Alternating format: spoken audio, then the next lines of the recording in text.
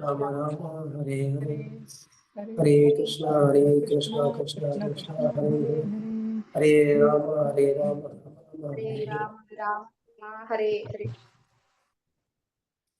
Hare Krishna Prabhuji. Thank you Prabhuji.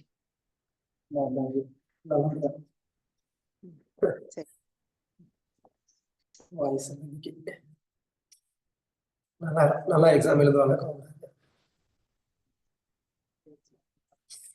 Okay Prabhuji. Thank you प्रभुजी. ओम नमो भगवते वासुदेवाय. ओम नमो भगवते वासुदेवाय. ओम नमो भगवते वासुदेवाय. नारायणं नमस्कृत्यं नरं चैव नरोत्तमं देवीं सरस्वतीं व्यासं ततो जयमुदीरये. नष्टप्रायेषु भद्रेषु नित्यं भागवत सेवया भगवतीं उत्तमश्लोकीं भक्तिं भवति वैष्णिके. नमो ओं विष्णुपादाय कृष्णप्रेष्ठाय भूतले श्रीमते भक्तिवेदान्त स्वामिने नमस्ते सरस्वती देवी गौरवाणी प्रचारिणे निर्विशेष शून्यवादी पाषाणे सतारिणे. जय श्री कृष्ण चैतन्य प्रभु नित्यानंद श्री गदाधर श्रीवासादि गौर भक्त वृंद. हरे कृष्ण कृष्ण कृष्ण हरे हरे हरे राम राम राम हरे हरे. हरे कृष्ण. எல்லாரையும் காலை பாகவத வரவேற்கிற மகிழ்ச்சி. ಹರೇ ಕೃಷ್ಣ. ಎಲ್ಲರಿಗೂ ಭಾಗವತಂ ತರಗತಿಗೆ ಬರಮಾಡ್ಕೊಳ್ಳೋದ್ರಲ್ಲಿ ತುಂಬಾ ಸಂತೋಷವಾಗ್ತಾ ಇದೆ. நான் பேசுறது கேக்குதா? ಕೇக்குது ಪ್ರಭು. ಭಾಗವತ முதல் ஸ்கந்தம் அத்தியாயம் 3 பதம் 31. ಭಾಗವತ ಮೊದಲನೆಯ ಸ್ಕಂದ 3ನೇ ಅಧ್ಯಾಯ 31ನೇ ಶ್ಲೋಕದ ವಿವರಣೆಯನ್ನ ನಾವಿಂದು ನೋಡ್ತೀವಿ.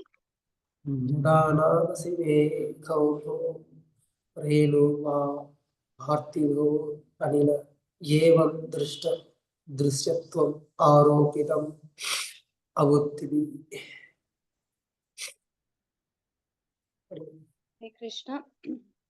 ಯಥಾ ನಾಭಸಿ ಮೇಘ ಓಗಃ ರೇಣುವ ಪಾರ್ಥವ ಅನಿಲೇ ಏವಂ ದ್ರಷ್ಟರಿ ದೃಶ್ಯತ್ವಂ ಆರೋಪಿತಂ ಅಬುದ್ಧಿಭಿಃ.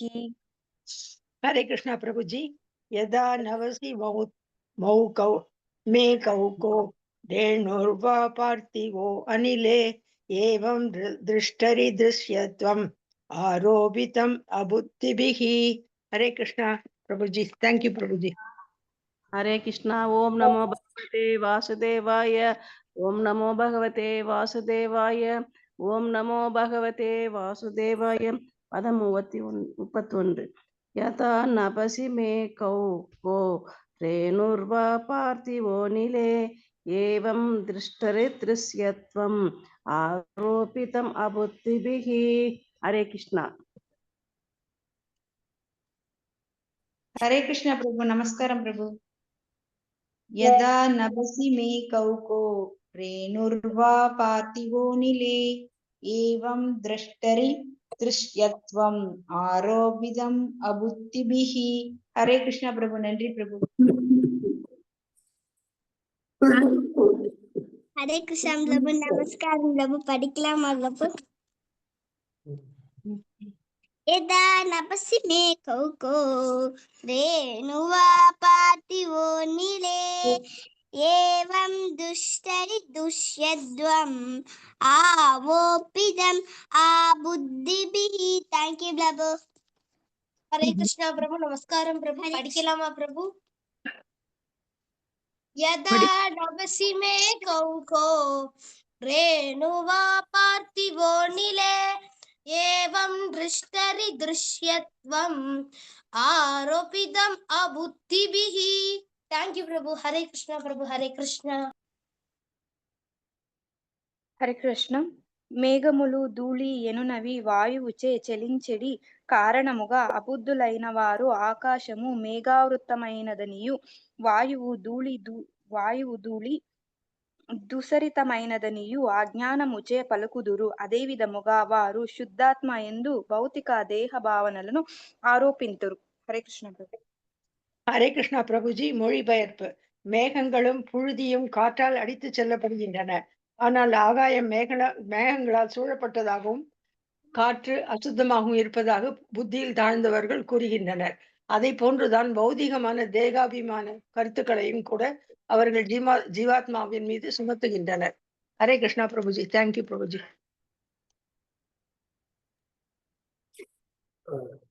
பிரபு லைவ் உண்டா பிரபு? ஹரே கிருஷ்ணா பிரபு. லைவ் என்னது லைவ் பிரபு. லைவா? பேசுறது இன்னைக்கு பேசவே முடியுமான்னு தெரியல. உங்களால முடியும் பிரபு. ஹரே கிருஷ்ணா.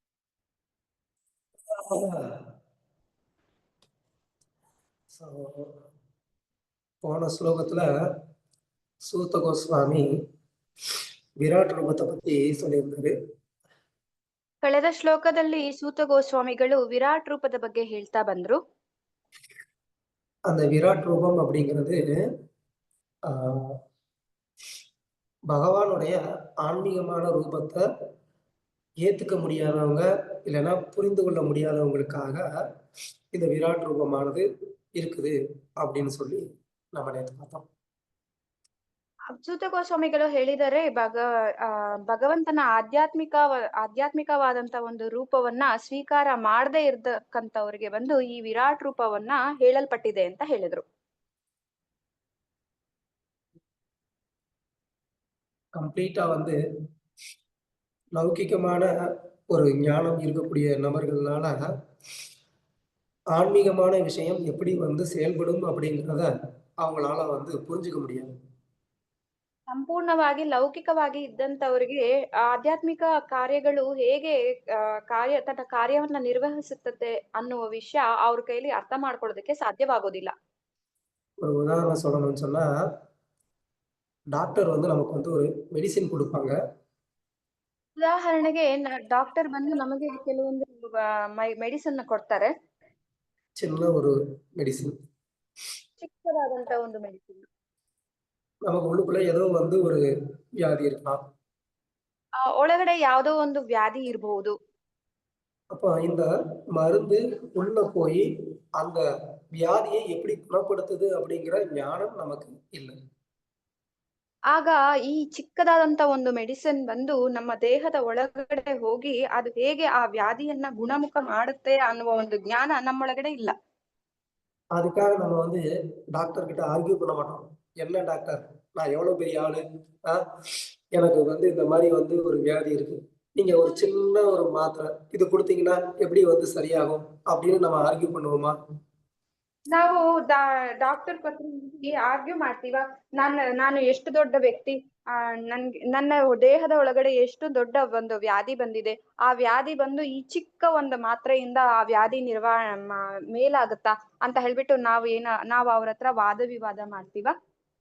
அதுக்கு பதிலா நம்ம என்ன செய்வோம், எத்தனை உடம்புல பிரச்சனை இருந்தாலும் அது எல்லாத்துக்கும் சின்னதா ஒரே ஒரு மாத்திரையில சரியா போனா அதான் நமக்கு சந்தோஷமே. ಅದಕ್ ಬದಲಾಗಿ ನಾವ್ ಏನ್ ಅನ್ಕೊಳ್ತೀವಿ, ಎಷ್ಟು ದೊಡ್ಡ ಒಂದು ವ್ಯಾಧಿ ಇದ್ರೂನು ಸಹ ನಮ್ಮ ದೇಹದೊಳಗಡೆ ಒಂದು ಚಿಕ್ಕ ಒಂದು ಗುಳಿಗೆಯಿಂದ ನಮ್ಮ ವ್ಯಾಧಿ ಸರಿ ಹೋಗಿದೆ ಅಂತ ಅಂದ್ರೆ ನಮಗೆ ತುಂಬಾ ಸಂತೋಷವಾಗುತ್ತೆ. அப்பதான் வந்து அந்த டாக்டரையும் நம்ம வந்து பாராட்டுறோம், அவர்கிட்ட போனா நிறைய டேப்லெட் எல்லாம் கொடுக்க மாட்டாரு அப்படின்னு.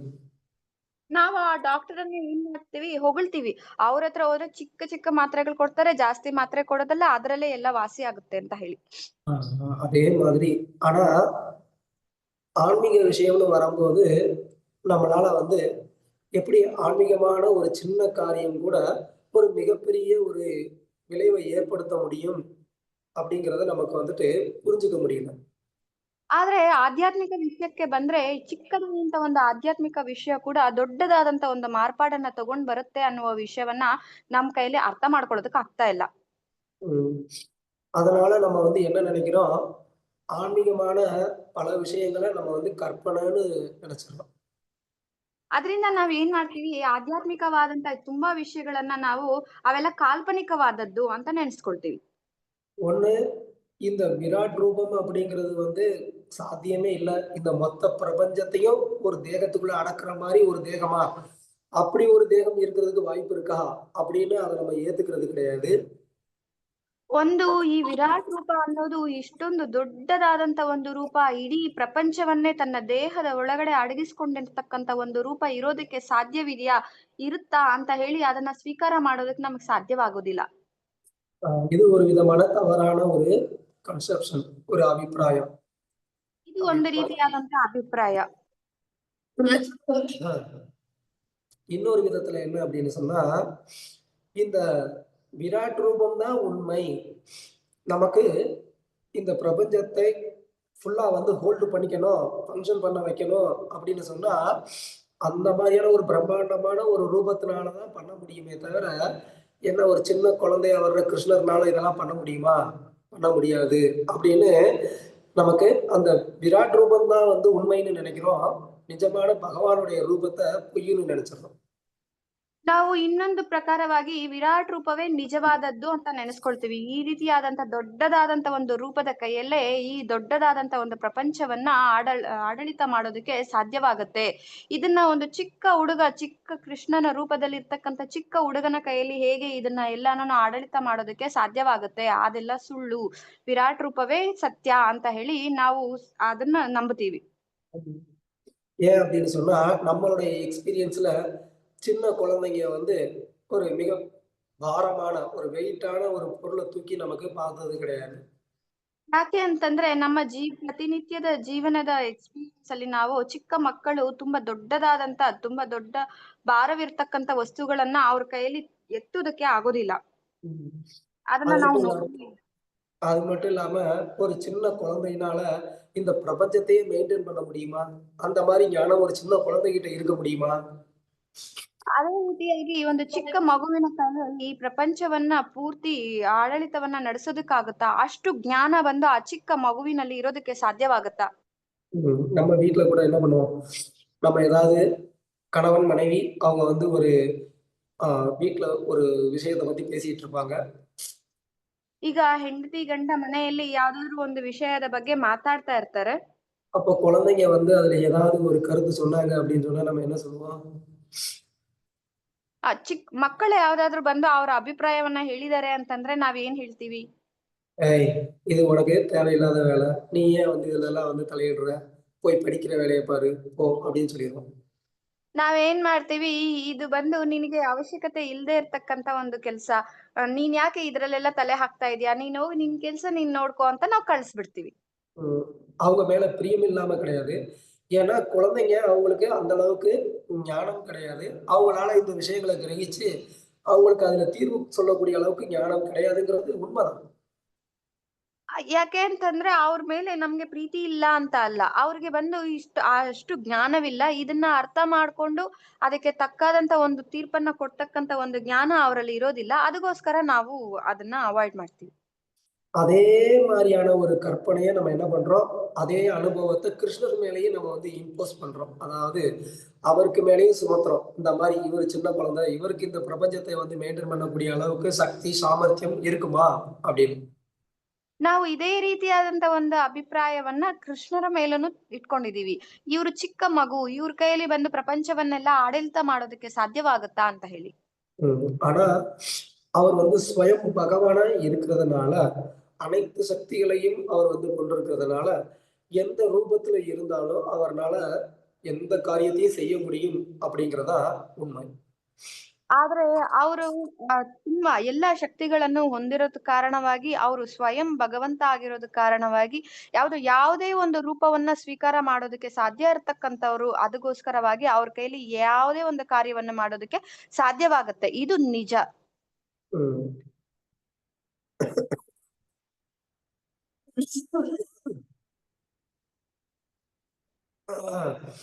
சோ இந்த மாதிரியான ஒரு கற்பனையை நம்ம எப்படி பண்றோங்கிறதுக்கு இந்த ஸ்லோகத்துல 2 விதமான உதாரணம் கொடுத்திருக்கிறாங்க. ನಾವು ಈ ರೀತಿಯಾದಂತ ಕಲ್ಪನೆಯನ್ನ ಹೇಗೆ ಮಾಡ್ಕೊಳ್ತೀವಿ ಅನ್ನೋದಕ್ಕೆ ಈ ಶ್ಲೋಕದಲ್ಲಿ 2 ವಿಧಗಳಾದಂತ ಉದಾಹರಣೆಗಳನ್ನ ನೀಡಲ್ಪಟ್ಟಿದೆ. பகவானுடைய தேகம் ஆன்மீகமானது, ಭಗವಂತನ ದೇಹ ಆಧ್ಯಾತ್ಮಿಕವಾದದ್ದು. ஆனா அந்த ஆன்மீகமான தேகத்தை நமக்கு வந்து பார்க்க முடியாததுனாலையும் எக்ஸ்பீரியன்ஸ் பண்ண முடியாததுனாலையும் ಆ ಆಧ್ಯಾತ್ಮಿಕ ದೇಹವನ್ನ ನಾವು ನೋಡೋದಕ್ಕೆ ಸಾಧ್ಯವಾಗದೆ ಇರೋದಕ್ಕೆ ಕಾರಣವಾಗಿ, ಅದನ್ನ ನಾವು ಅನುಭವಿಸೋದಕ್ಕೆ ಸಾಧ್ಯವಾಗದೇ ಇರೋದಕ್ಕೆ ಕಾರಣವಾಗಿ, நமக்கு ஏற்கனவே இருக்கக்கூடிய அந்த அனுபவத்தை என்ன பண்றோம், அத பகவான் மேலேயும் வந்து இம்போஸ் பண்றோம். ನಮಗೆ ಇದಕ್ಕಿಂತ ಮುಂಚೆ ಇರ್ತಕ್ಕಂತ ಒಂದು ಅನುಭವವನ್ನ ಇಟ್ಕೊಂಡು ನಾವು ಇದೇ ರೀತಿಯಾಗಿ ಭಗವಂತನನ್ನು ಸಹ ನೆನೆಸ್ಕೊಳ್ತೀವಿ.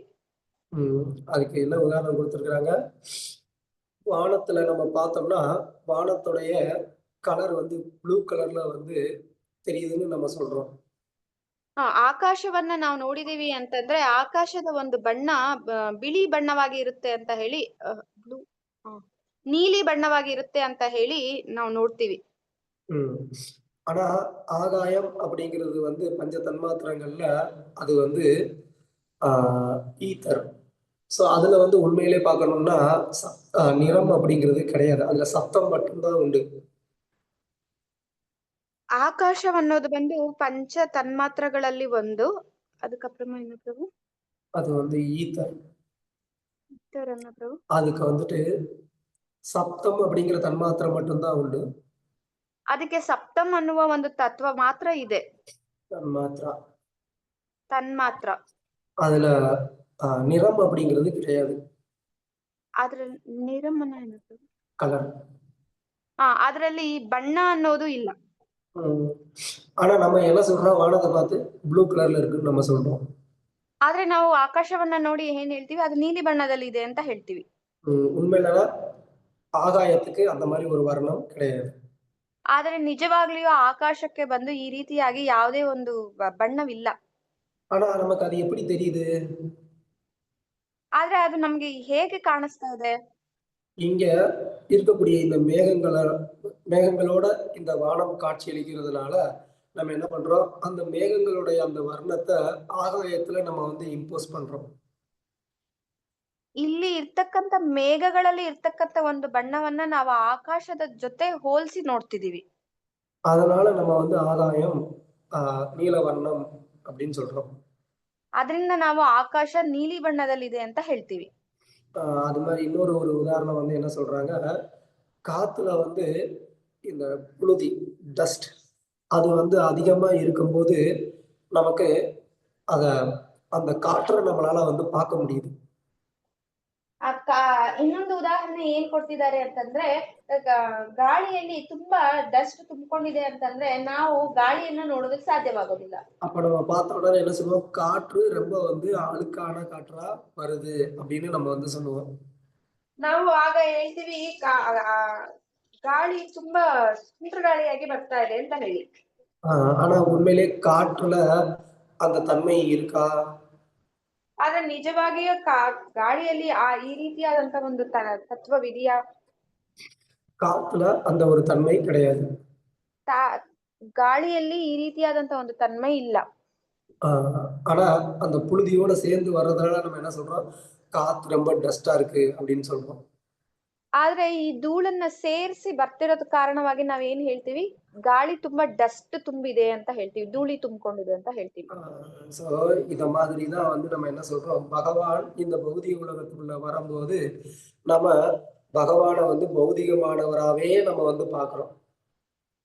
ಇದೇ ರೀತಿಯಾಗಿ ನಾವು ಭಗವಂತ ಭೌತಿಕ ಪ್ರಪಂಚಕ್ಕೆ ಬರ್ಬೇಕಾದ್ರೆ ನಾವು ಭಗವಂತನನ್ನ ಭೌತಿಕವಾಗೇ ನೋಡ್ತೀವಿ. ಪ್ರಭುಪಾದರು வந்து இங்க ஒரு முறையில ஒரு நல்ல உதாரணம் வந்து கொடுத்திருக்கிறாரு. ಪ್ರಭುಪಾದರಲ್ಲಿ ಪರ್ಪಟ್ಟಲ್ಲಿ ಒಂದು ಉದಾಹರಣೆಯನ್ನ ನೀಡಿದ್ದಾರೆ.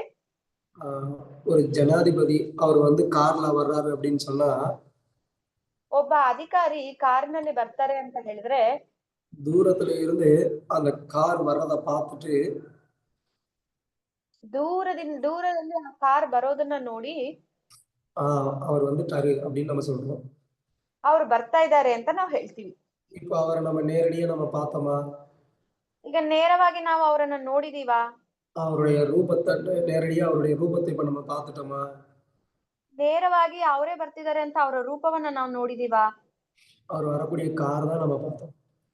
ಅವ್ರು ಬರ್ತಾರೆ ಬರ್ತಕ್ಕಂತ ಒಂದು ಕಾರನ್ನ ಮಾತ್ರ ನಾವು ನೋಡಿದೀವಿ. நம்மளுடைய வீட்லயும் சரி, இப்போ மனைவி இல்ல அம்மா அவங்க வந்து கிச்சன்ல வந்து சமைச்சிட்டு இருப்பாங்க. வெளியில போன கணவர் திரும்ப வந்துட்டாரா இல்லையாங்கிறது எப்படி தெரியும்? கணவருடைய வண்டி சவுண்டு கேட்ட உடனே என்னுடைய கணவர் வந்துட்டாரு அப்படின்னு மனைவிக்கு வந்து தெரியும். ಈಗ ಮನೆಯಲ್ಲೂ ಸಹ ಹಾಗೆ ನಾವು ಏನಾದ್ರು ಕೆಲಸ ಕಾರ್ಯಗಳನ್ನ ಮಾಡ್ತಾ ಇರ್ತೀವಿ, ಹೆಂಡತಿಯೋ ಅಥವಾ ತಾಯಿನೋ ಅಂದ್ಕೊಳ್ಳೋಣ. ಆಗ ಮಗ ಬಂದು ಇಲ್ಲ ಗಂಡ ಬಂದು ಬರ್ತಿದ್ದಾರೆ ಅಂತಂದ್ರೆ ಕೆಲಸದಿಂದ ಅವ್ರ ಒಂದು ವೆಹಿಕಲ್ಸ್ ಶಬ್ದವನ್ನ ಕೇಳೇ ಬರ್ತಿದ್ದಾರೆ ಇವ್ರು ಅಂತ ನಾವ್ ಅರ್ಥ ಮಾಡ್ಕೊಳ್ತೀವಿ. ஸோ நேரடியா வந்து அந்த நபரை நம்ம பார்க்காட்டினா கூட அந்த சத்தத்தை கேட்டு அவர் வந்துட்டாருன்னு நம்ம வந்து டிசைட் பண்றோம். ನಾವು ನೇರವಾಗಿ ಆ ವ್ಯಕ್ತಿಯನ್ನ ನೋಡ್ಲಿಲ್ಲ ಅಂತಂದ್ರು ಆ ಶಬ್ದವನ್ನ ಕೇಳಿ ನಾವು ಬರ್ತಿದ್ದಾರೆ ಇವ್ರು ಅಂತ ಹೇಳಿ ನಾವು ಅರ್ಥ ಮಾಡ್ಕೊಳ್ತೀವಿ. ஸோ அது மாதிரி நம்ம என்ன பண்றோம், இந்த பௌதிக உலகத்துக்குள்ள நமக்கு இருக்கக்கூடிய இந்த ஒரு எக்ஸ்பீரியன்ஸை நம்ம பகவானுக்கு மேல வந்து இம்போஸ் பண்றோம். ಅದೇ ರೀತಿಯಾಗಿ ನಾವು ಈ ಭೌತಿಕ ಪ್ರಪಂಚದಲ್ಲಿ ಇರ್ತಕ್ಕಂಥ ಒಂದು ಅನುಭವವನ್ನ ನಾವು ಭಗವಂತನ ಮೇಲೆ ಪ್ರಯೋಗ ಮಾಡ್ತಿದೀವಿ. பட் இப்ப நான் கடைசியா சொன்ன அந்த உதாரணத்தை வச்சு நம்ம என்ன பண்ணணும், பகவான் ஒருத்தர் இருக்கிறாருங்கிறதுக்கு முதல்ல இந்த உதாரணத்தை நம்ம பயன்படுத்திக்கணுமே தவிர, இந்த மாதிரியான உதாரணத்தினால பகவான் அப்படிங்கிறவர் வந்து பௌதிகமானவர் அப்படின்றத முடிவுக்கு வர்றதுக்காக இந்த உதாரணத்தை பயன்படுத்த தேவையில்லை. ಈ ಉದಾಹರಣೆಯನ್ನ ಇಟ್ಕೊಂಡು ನಾವು ಭಗವಂತ ಅನ್ನೋರು ಇದಾರೆ ಒಬ್ರು ಅನ್ನೋದಕ್ಕೋಸ್ಕರವಾಗಿ ನಾವು ಉದಾಹರಣೆಯ ಮೂಲಕ ಅದನ್ನ ಅರ್ಥ ಮಾಡ್ಕೊಳ್ಬೇಕೇ ವಿನಃ ಈ ಉದಾಹರಣೆಯನ್ನ ಉಪಯೋಗಿಸಿ ಭಗವಂತ ಭೌತಿಕವಾದಂತವ್ರು ಅನ್ನೋ ವಿಷಯವನ್ನ ನಾವು ಅನ್ನೋದಕ್ಕೋಸ್ಕರವಾಗಿ ನಾವು ಇದನ್ನ ಉಪಯೋಗಿಸಬಾರ್ದು. எப்படி வந்து ஒரு சில அறிகுறிகள்னால ஒரு பர்டிகுலரான ஒரு நபர் இங்க இருக்கிறாரு, வர்றாரு, போறாரு அப்படிங்கிறத நம்ம வந்து தெரிஞ்சுக்கிறோமோ, ಹೇಗೆ ನಾವು ಒಬ್ಬ ವ್ಯಕ್ತಿಯ ಒಂದು ಗುರುತುಗಳನ್ನ ಇಟ್ಕೊಂಡು ಇವರು ಬರ್ತಿದ್ದಾರೆ ಹೋಗ್ತಿದ್ದಾರೆ ಅಂತ ಇಲ್ಲಿ ಇರ್ತಾರೆ ಅಂತ ಹೇಳಿ ನಾವು ಹೇಳ್ತೀವೋ, அதே ரீதியில இந்த பிரபஞ்சத்துடைய இந்த நடவடிக்கைகள் எல்லாம் பார்த்து நம்ம என்ன பண்ணணும், பகவான் ஒருத்தர் இருக்கிறாருங்கிற அந்த ஒரு கன்க்ளூஷனுக்கு வர்றதுக்கு நம்ம முயற்சி பண்ணணும். ಅದೇ ರೀತಿಯಾಗಿ ಈ ಪ್ರಪಂಚದ ಒಂದು ನಡವಳಿಕೆಗಳನ್ನೆಲ್ಲ ನೋಡಿ ಭಗವಂತ ಅನ್ನೋರು ಒಬ್ರು ಇದ್ದಾರೆ ಅನ್ನೋ ಒಂದು ನಿರ್ಣಯಕ್ಕೆ ನಾವು ಬರ್ಬೇಕು. அப்புறம் அவர் வந்து ஆன்மீகமானவர், ಅನಂತರ ಅವರು ಆಧ್ಯಾತ್ಮಿಕವಾದಂತವ್ರು, அதே ரீதியில நானும் ஆன்மீகமானவன்கிறதையும் நம்ம வந்து புரிஞ்சுக்கணும். ಅದೇ ರೀತಿಯಾಗಿ ನಾವು ಸಹ ಆಧ್ಯಾತ್ಮಿಕವಾದಂತ ಜೀವಿಗಳು ಅಂತ ಹೇಳಿ ಅರ್ಥ ಮಾಡ್ಕೊಳ್ಬೇಕು. இங்க வந்து பகவானுடைய தேகத்தை மட்டும் பௌதிகமா வந்து பார்த்து அவரை அடையாளம் காண்றது மட்டும் இல்ல, நம்மளையும் என்ன பண்ணிக்கிறோம், இந்த தேகத்தோட அடையாளப்படுத்தி நான் இந்த தேகம் அப்படின்ற ஒரு முடிவுல இருக்கிறோம். ನಾವು ಭಗವಂತನ ಒಂದು ಇನ್ನ ಪ್ರಭು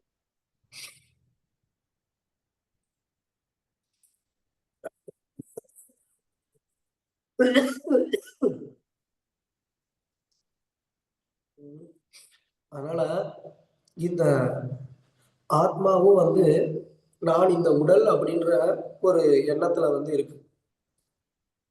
ಈ ಆತ್ಮ ಅನ್ನೋದು ಬಂದು ನಾನು ಈ ದೇಹ ಅನ್ನುವ ಒಂದು ಭಾವನೆಯಲ್ಲಿದೆ. அதுவும் தப்பு. அதுவும் ಸಹ ತಪ್ಪು. இங்க சொல்லப்பட்டிருக்க இந்த 2 உதாரணங்களும் நமக்கும் பொருந்தும். நம்ம இந்த பௌதிகமான தேகத்தை நான் இது அப்படின்னு நான் வந்து என்ன நினைச்சுக்கிட்டு இருக்கிறேன், ஆரோபிதம் நான் அப்படின்னு நான் ஏத்துக்கிட்டு இருக்கிறேன். ಈ ಉದಾಹರಣೆಗಳು ನಮಗೂ ಸಹ ಹೋಲುತ್ತೆ. ನಾವು ಏನ್ ಮಾಡ್ತಾ ಇದೀವಿ ಅಂತಂದ್ರೆ ಈ ಭೌತಿಕ ಪ್ರಪಂಚದಲ್ಲಿ ನಾನು ಇದು ಅಂತ ಹೇಳಿ ನೆನೆಸ್ಕೊಳ್ತಾ ಇದೀವಿ. இந்த பௌதிக தேகமே நான் அப்படின்ற அந்த எண்ணம் நமக்குள்ள ரொம்ப ரொம்ப ஆழமா ஸ்ட்ராங்கா இருக்கு. ಈ ಭೌತಿಕ ದೇಹವೇ ನಾವು ಅಂತ ಹೇಳಿ ನಮ್ಮ ಒಳಗಡೆ ಈ ಭಾವನೆ ಬಂದು ತುಂಬಾ ಸ್ಟ್ರಾಂಗ್ ಆಗಿ ಇದೆ. அதனாலதான் நம்மளால வந்து நம்மளுடைய வாழ்க்கையில வரக்கூடிய கஷ்டங்களை நம்மளால வந்து சகிச்சுக்க முடியல. எனக்கு ஏன் கஷ்டம் வருது, எனக்கு ஏன் கஷ்டம் வருது. ಅದರಿಂದಾನೇ ನಮ್ಮ ಜೀವನದಲ್ಲಿ ಬರ್ತಕ್ಕಂತ ಒಂದು ಕಷ್ಟಗಳನ್ನ ನಮ್ಮ ಕೈಯಲ್ಲಿ ಸಹಿಸ್ಕೊಳ್ಳೋದಕ್ಕೆ ಸಾಧ್ಯವಾಗ್ತಾ ಇಲ್ಲ. ನನಗೆ ಯಾಕೆ ಈ ರೀತಿಯಾಗಿ ಕಷ್ಟ ಬರ್ತಾ ಇದೆ, ನನಗೆ ಯಾಕೆ ಈ ರೀತಿಯಾಗಿ ಕಷ್ಟ ಬರ್ತಾ ಇದೆ ಅಂತ ಹೇಳಿ. நம்ம இந்த ஆத்மா அப்படிங்கிறத உணரும் போதுதான் நான் பல ஜென்மங்களா பிறந்து இறந்து இந்த பௌதிக உலகத்துல சுத்திக்கிட்டு இருக்கிறேன். ನಾವು ಆತ್ಮ ಅಂತ ಹೇಳಿ ಅರ್ಥ ಮಾಡ್ಕೊಳ್ಬೇಕಾದ್ರೆ ಮಾತ್ರನೇ ನಾವು ತುಂಬಾ ಜನ್ಮಗಳಿಂದ ಈ ಭೌತಿಕ ಪ್ರಪಂಚದಲ್ಲಿ ಸುತ್ತಾಗ್ತಾ ಇದೀವಿ. அப்போ நான் என்ன பண்ணணும், இந்த கஷ்டத்துல இருந்து வெளியில வர்றதுக்கு நான் அதுக்கான ஒரு காரியத்துல ஈடுபடணும் அப்படின்னு நான் ஒரு முடிவுக்கு வர முடியும். ಇದರಿಂದ ಹೊರಗಡೆ ಬರ್ಬೇಕು ಅಂತ ಅಂದ್ರೆ ನಾನು ಅದಕ್ಕೆ ಈ ಹೊರಗಡೆ ಬರೋದಕ್ಕೆ ಯಾವ ಒಂದು ಕಾರ್ಯವನ್ನ ಮಾಡಿದ್ರೆ ಹೊರಗಡೆ ಬರೋದಕ್ಕೆ ಸಾಧ್ಯವಾಗುತ್ತೋ ಆ ರೀತಿಯಾದಂತ ಒಂದು ಕಾರ್ಯದಲ್ಲಿ ನನ್ನನ್ನ ನಾನು ತೊಡಗಿಸ್ಕೊಳ್ಬೇಕು ಅನ್ನುವ ಒಂದು ನಿರ್ಣಯಕ್ಕೆ ನಾವು ಬರ್ಬೇಕು. நான் இந்த உடல் அப்படின்னு நம்ம நினைச்சோம் அப்படின்னு சொன்னா, இப்போ நான் பிறந்திருக்கிற இந்த ஒரு பிறவிதான் நிஜம். இப்போ நான் பிறந்திருக்கிறது தான் வந்து ஃபர்ஸ்ட் டைம். இப்பயே ஏன் எனக்கு இந்த கஷ்டம் வருது அப்படின்ற அந்த ஒரு எண்ணம் நமக்கு வருது. ನಾವು ಈ ದೇಹ ಅಂತ ಅನ್ಕೊಂಡಿದೀವಿ ಅಂತಂದ್ರೆ ನಾನು ಈಗ ಮಾತ್ರನೇ ಜನ್ಮವನ್ನ ಪಡೆದಿದ್ದೀನಿ, ಇದು ನಾನು ಫಸ್ಟ್ ಟೈಮ್ ಜನ್ಮವನ್ನ ತಾಳ್ತಾ ಇದ್ದೀನಿ, ಹಾಗಾದ್ರೆ ನನಗೆ ಯಾಕೆ ಈ ರೀತಿಯಾದಂತ ಒಂದು ತೊಂದರೆಗಳು ಮತ್ತೆ ಕಷ್ಟಗಳು ಬರ್ತಾ ಇದೆ ಅಂತ ಅನ್ಕೊಳ್ತೀವಿ. இதுதான் அறியாமை. ಇದು ಒಂದು ಅಜ್ಞಾನ. ஏன்னா இந்த அறியாமையினாலதான் நம்ம வந்து என்ன நினைக்கிறோம், எனக்கு இந்த மாதிரி துன்பம் வந்துட்டு இருக்குன்னு நினைச்சிட்டு இருக்கிறோம். ನಾವು ಈ ಅಜ್ಞಾನದಿಂದಾನೇ ನಾವ್ ಏನ್ ಅನ್ಕೊಳ್ತಿದೀವಿ ಅಂತಂದ್ರೆ ನಮ್ಗೆ ಈ ರೀತಿಯಾದಂತ ಕಷ್ಟಗಳು ಬರ್ತಾ ಇದೆ ಅಂತ ಅನ್ಕೊಳ್ತಿದೀವಿ. ஆனா உண்மை, நான் ஏற்கனவே பல ஜென்மங்கள்ல பிறந்து நான் செய்த அந்த கர்மங்கள்னாலதான் இப்ப நான் கஷ்டப்பட்டுட்டு இருக்கிறேங்கிறது தான் உண்மை. ಆದ್ರೆ ನಿಜವಾದದ್ದು ಏನು, ನಾನು ಇದಕ್ಕೆ ಮುಂಚೆ ಮಾಡಿರ್ತಕ್ಕಂತ ಬೇರೆ ಜನ್ಮಗಳಲ್ಲಿ ಮಾಡಿರ್ತಕ್ಕಂತ ಕರ್ಮಕ್ಕಾಗಿ ನಾನು ಇಲ್ಲಿ ಕಷ್ಟಗಳನ್ನ ಅನುಭವಿಸ್ತಾ ಇದ್ದೀನಿ ಅನ್ನುವ ವಿಷಯ ನಿಜವಾದದ್ದು. அதே மாதிரி இன்னொருத்தருக்கு வந்துட்டு ஒரு நல்ல வாழ்வு இருக்கு அப்படின்னா அது அவருடைய கர்ம வினையினால அவருக்கு கிடைச்சிருக்கு. ಅದೇ ರೀತಿಯಾಗಿ ಇನ್ನೊಬ್ಬ ವ್ಯಕ್ತಿ ಚೆನ್ನಾಗಿದ್ದಾರೆ ಅವರ ಜೀವನದಲ್ಲಿ ಅಂತಂದ್ರೆ ಅವರ ಕರ್ಮದ ಪ್ರಕಾರವಾಗಿ ಅವ್ರಿಗೆ ಆ ಜೀವನ ಸಿಕ್ಕಿದೆ. இப்போ அவர் என்னதான் பாவம் செஞ்சா கூட அவர் வந்து நல்ல ஒரு வசதியான ஒரு வாழ்க்கையே வாழலாம். ಈಗ ಅವರು ಯಾವುದೇ ರೀತಿಯಾದಂತ ಪಾಪ ಕಾರ್ಯಗಳನ್ನು ಮಾಡಿದ್ರು ಸಹ ಆದ್ರೂ ಅವರು ವಸತಿಯಾಗಿ ಚೆನ್ನಾಗಿ ಜೀವನವನ್ನ ನಡೆಸ್ತಿರ್ಬಹುದು. ஆனா அதுக்கு அவர் அடுத்த பிறவில அவர் விளைவை சந்திக்க வேண்டியிருக்குங்கிறது தான் மறுக்க முடியாத உண்மை. ಆದ್ರೆ ಅವರು ಇನ್ನೊಂದು ಜನ್ಮದಲ್ಲಿ ಇದಕ್ಕೆ ತಕ್ಕ ಒಂದು ಫಲವನ್ನ ಖಂಡಿತವಾಗ್ಲೂ ಅನುಭವಿಸ್ಬೇಕು ಅನ್ನೋದೇ ನಿಜವಾದದ್ದು. ஆனா நமக்கு அதை ஏத்துக்க முடியுதா? ಆದ್ರೆ ನಾವು ಇದನ್ನ ಸ್ವೀಕಾರ ಮಾಡೋದಕ್ಕೆ ಸಾಧ್ಯವಾಗುತ್ತಾ? நமக்கு ஸ்வீகாரம் பண்ண முடியல. அது எப்படி கெட்டது பண்றவனா நல்லா இருக்கிறானே, நான் எந்த தப்பும் பண்ணலையே, எனக்கு ஏன் கஷ்டம் வருது? இதுதான் நமக்கு இருக்கக்கூடிய எப்போதும் இருக்கக்கூடிய ஒரு கவலை. ಆದ್ರೆ ನಾವು ಇದನ್ನ ಸ್ವೀಕಾರ ಮಾಡೋದಕ್ಕೆ ಸಾಧ್ಯವಾಗೋದಿಲ್ಲ. ಅವರು ಕೆಟ್ಟದೇ ಮಾಡ್ತಿರ್ತಾರೆ, ಆದ್ರೆ ಅವ್ರ ಜೀವನದಲ್ಲಿ ಚೆನ್ನಾಗೇ ಇದಾರಲ್ವಾ, ನಾನ್ ಬಂದು ಏನೂ ಮಾಡ್ಲಿಲ್ಲ, ನನಗೆ ಇಷ್ಟೊಂದು ಕಷ್ಟಗಳು ಬರ್ತಾ ಇದೆ ಅಲ್ವಾ ಅಂತ ಹೇಳಿ ನಾವು ಯೋಚನೆ ಮಾಡ್ತಾ ಇರ್ತೀವಿ. ಯಾವಾಗ್ಲೂ ಇದೇ ನಮ್ ಜೀವನದಲ್ಲಿ ಇರ್ತಕ್ಕಂತ ಒಂದು ತೊಂದರೆ. இப்போ இந்த ஊர்ல ஒரு நபர் புதுசா வந்து குடியேறாருன்னு வச்சுக்கோங்க. ಈಗ ಒಂದು ಊರಲ್ಲಿ ಒಬ್ಬ ವ್ಯಕ್ತಿ ಆಗಿ ಬಂದು ಬಾಡಿಗೆಗೆ ಇದ್ದಾರೆ ಅನ್ಕೊಳ್ಳೋಣ. அவர் வந்து பாக்குறதுக்கு ரொம்ப அமைதியா இருக்கிறாரு. அவர் வந்து எல்லாருக்குமே வந்து நல்லா உதவி பண்றாரு. ಅವ್ರು ನೋಡೋದಕ್ಕೆ ತುಂಬಾ ಸೈಲೆಂಟ್ ಆಗಿದ್ದಾರೆ, ಅವ್ರು ಎಲ್ಲರಿಗೂ ತುಂಬಾ ಸಹಾಯವನ್ನ ಮಾಡ್ತಾ ಇದ್ದಾರೆ. யாருகிட்டயும் அவர் வந்து சண்டைக்கு போறதில்ல. ಯಾರ ಹತ್ರನೂ ಅವರು ಜಗಳಕ್ಕೆ ಹೋಗೋದಿಲ್ಲ. யாருக்கு வந்து உதவி அப்படின்னாலும் கேட்காமலே போய் உதவி பண்றாரு. ಯಾರಿಗೆ ಕಷ್ಟ ಅಂತಂದ್ರು ಅವ್ರು ಕೇಳೋದಕ್ಕೆ ಮುಂಚಿತವಾಗೆ ಹೋಗಿ ಅವ್ರಿಗೆ ಸಹಾಯವನ್ನ ಮಾಡ್ತಾರೆ. அப்போ ஒரு நாள் என்னாச்சு, திடீர்னு வந்து அவரை வந்து போலீஸ் வந்து அரெஸ்ட் பண்ணாங்க. ಆ ಒಂದು ದಿವಸ ಏನಾಯ್ತು, ದಿಢೀರ್ ಅಂತ ಹೇಳಿ ಪೊಲೀಸರು ಬಂದು ಅವರನ್ನ ಅರೆಸ್ಟ್ ಮಾಡಿದ್ದಾರೆ. அப்போ அந்த ஊர்ல இருக்கிறவங்களுக்கு அது ரொம்ப பெரிய ஒரு ஆச்சரியமா இருக்கும்.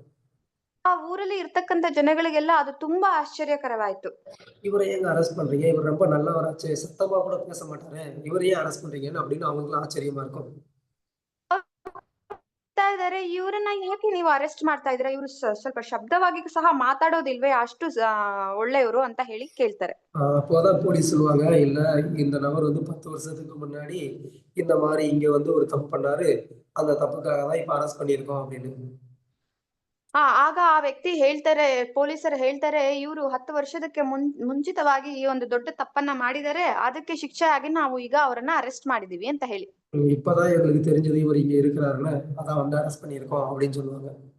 ಈಗ ಗೊತ್ತಾಯ್ತು ಅವರು ಇಲ್ಲಿದ್ದಾರೆ ಅಂತ ಹೇಳಿ, ಅದಕ್ಕೆ ಬಂದು ಇಲ್ಲಿ ಅರೆಸ್ಟ್ ಮಾಡಿದೀವಿ ಅಂತ ಹೇಳ್ತಾರೆ.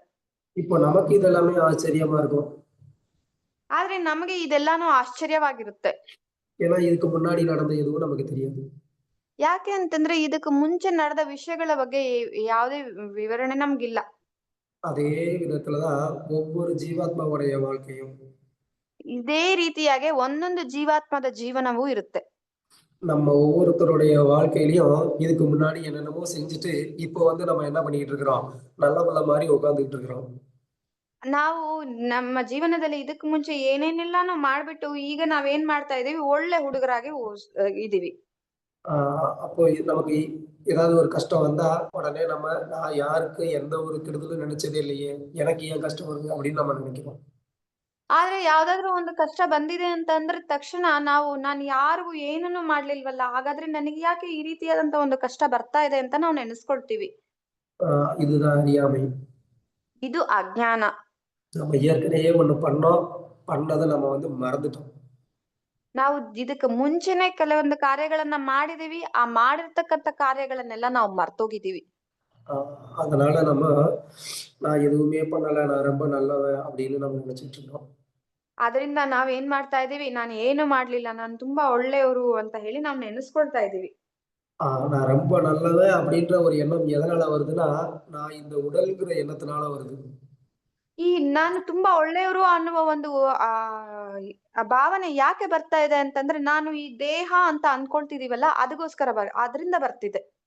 யாரு ஒருத்தவங்களுக்கு ஆன்மீக ஞானம் இருக்கோ அவங்களுக்கு தெரியும், நான் இந்த பௌதிக உலகத்துக்குள்ள ஒரு கைதி மாதிரி நான் வந்திருக்கிறேன். நான் செய்த தவறுக்காக தண்டனை அனுபவிக்கிறதுக்காக தான் இந்த பௌதிக உலகத்துக்குள்ள நான் வந்திருக்கிறேன் அப்படின்னு அவங்களுக்கு தெரியும். நான் ஒரு குற்றவாளி அப்படின்னு அவங்க எல்லாருக்குமே தெரியும். ಯಾರೊಬ್ಬರು ಬಂದು ಆಧ್ಯಾತ್ಮಿಕವಾಗಿ ಇರ್ತಾರೋ ಅವರಿಗೆ ಗೊತ್ತಾಗುತ್ತೆ, ನಾನು ಈ ಭೌತಿಕ ಪ್ರಪಂಚದಲ್ಲಿ ಒಂದು ಕೈದಿಯಾಗಿ ಬಂದಿದ್ದೀನಿ, ನಾನು ಒಂದು ತಪ್ಪನ್ನ ಮಾಡಿದ್ದೀನಿ, ಆ ತಪ್ಪಿಗೆ ದಂಡನೆಯನ್ನ ಅನುಭವಿಸೋದಕ್ಕೋಸ್ಕರ ಇಲ್ಲಿಗೆ ಬಂದಿದ್ದೀನಿ ಅಂತ ಹೇಳಿ ಅರ್ಥ ಮಾಡ್ಕೊಳ್ತಾರೆ. நம்ம ஒரு குற்றவாளி அப்படிங்கறத எப்பவும் நம்ம மறந்துடக்கூடாது. ನಾನು ಒಂದು ತಪ್ಪು ಮಾಡಿರ್ತಕ್ಕಂತ ವ್ಯಕ್ತಿ ಅಂತ ಹೇಳಿ ನಾವ್ ಯಾವತ್ತೂ ಮರಿಬಾರ್ದು. அதே மாதிரி வேற யாராவது தப்பு பண்றாங்கன்னா அது அவங்களுடைய கர்ம வினை, அதை பத்தி நம்ம கவலைப்பட தேவையில்லை. ಅದೇ ರೀತಿಯಾಗಿ ಬೇರೆ ಯಾರಾದ್ರೂ ಏನೋ ತಪ್ಪು ಮಾಡ್ತಾ ಇದಾರೆ ಅಂತಂದ್ರೆ ಅದು ಅವರ ಒಂದು ಕರ್ಮಫಲ, ಅದ್ರ ಬಗ್ಗೆ ನಾವೇನು ಯೋಚನೆ ಮಾಡ್ಬೇಕಾದ ಅವಶ್ಯಕತೆ ಇಲ್ಲ. நம்ம இந்த ஆத்ம ஞானத்துல உறுதியா இருக்கணும். ನಾವು ಈ ಆತ್ಮ ಜ್ಞಾನದಲ್ಲಿ ದೃಢವಾಗಿರ್ಬೇಕು. நான் இந்த உடல் இல்லை, ஆத்மா. நான் என்ன பண்ணணும், நான் திரும்ப பகவானை அடையிறதுக்கான அந்த செயல்கள்ல நான் தீவிரமா செயல்படணும் அப்படின்னு நம்ம எப்படி இருக்கணும், தீவிரமா உறுதியா இருக்கணும். ನಾನು ಒಂದು ಆತ್ಮ, ನಾನು ಭಗವಂತನನ್ನ ಪಡ್ಕೊಳ್ಳೋದಕ್ಕೆ ನಾನು ಯಾವ ರೀತಿಯಾದಂತ ಒಂದು ಕಾರ್ಯಗಳನ್ನ ಮಾಡ್ಬೇಕು ಅಂತ ಹೇಳಿ ಆ ಕಾರ್ಯಗಳನ್ನ ಮಾಡೋದ್ರಲ್ಲಿ ತುಂಬಾ ತೀವ್ರವಾಗಿರ್ಬೇಕು. இப்ப நமக்கு ஒரு கேள்வி வரலாம், இதெல்லாம் தோணுது பிரபு, பண்ணணும்னு நினைக்கிறோம், ஆனா கூட ஏன் பண்ண முடியல, ஏன் ஃபெயிலியர் ஆகுறோம் அப்படின்னு நமக்கு ஒரு கேள்வி இருக்கலாம். ಈಗ ನಮಗೆ ಒಂದು ಪ್ರಶ್ನೆ ಬರ್ಬೋದು, ಇದನ್ನೆಲ್ಲ ಮಾಡ್ಬೇಕು ಅಂತ ಅನ್ಕೊಳ್ತಾ ಇದೀವಿ ಪ್ರಭು, ಆದ್ರೆ ಇದನ್ನ ಮಾಡೋದಕ್ಕೆ ಸಾಧ್ಯವಾಗ್ತಾ ಇಲ್ಲ, ಯಾಕೆ ನಾವು ಇದನ್ನ ಮಾಡೋದಕ್ಕೆ ಸಾಧ್ಯವಾಗ್ತಾ ಇಲ್ಲ ಅಂತ ಹೇಳಿ. ಭಾಗವತದಲ್ಲಿ சொல்றாங்க, ಕಾಮೋ ಮನ್ಯು ಮಧು ಲಬ್ಧ ಸೋಗ ಮೋಗ ಭಯಾವಗ ಕರ್ಮ ಬಂಧಾಶ್ಚ ಯನ್ಮೂಲ ಸ್ವೀಕೃತ கோணுத புத்த பூதா. அதாவது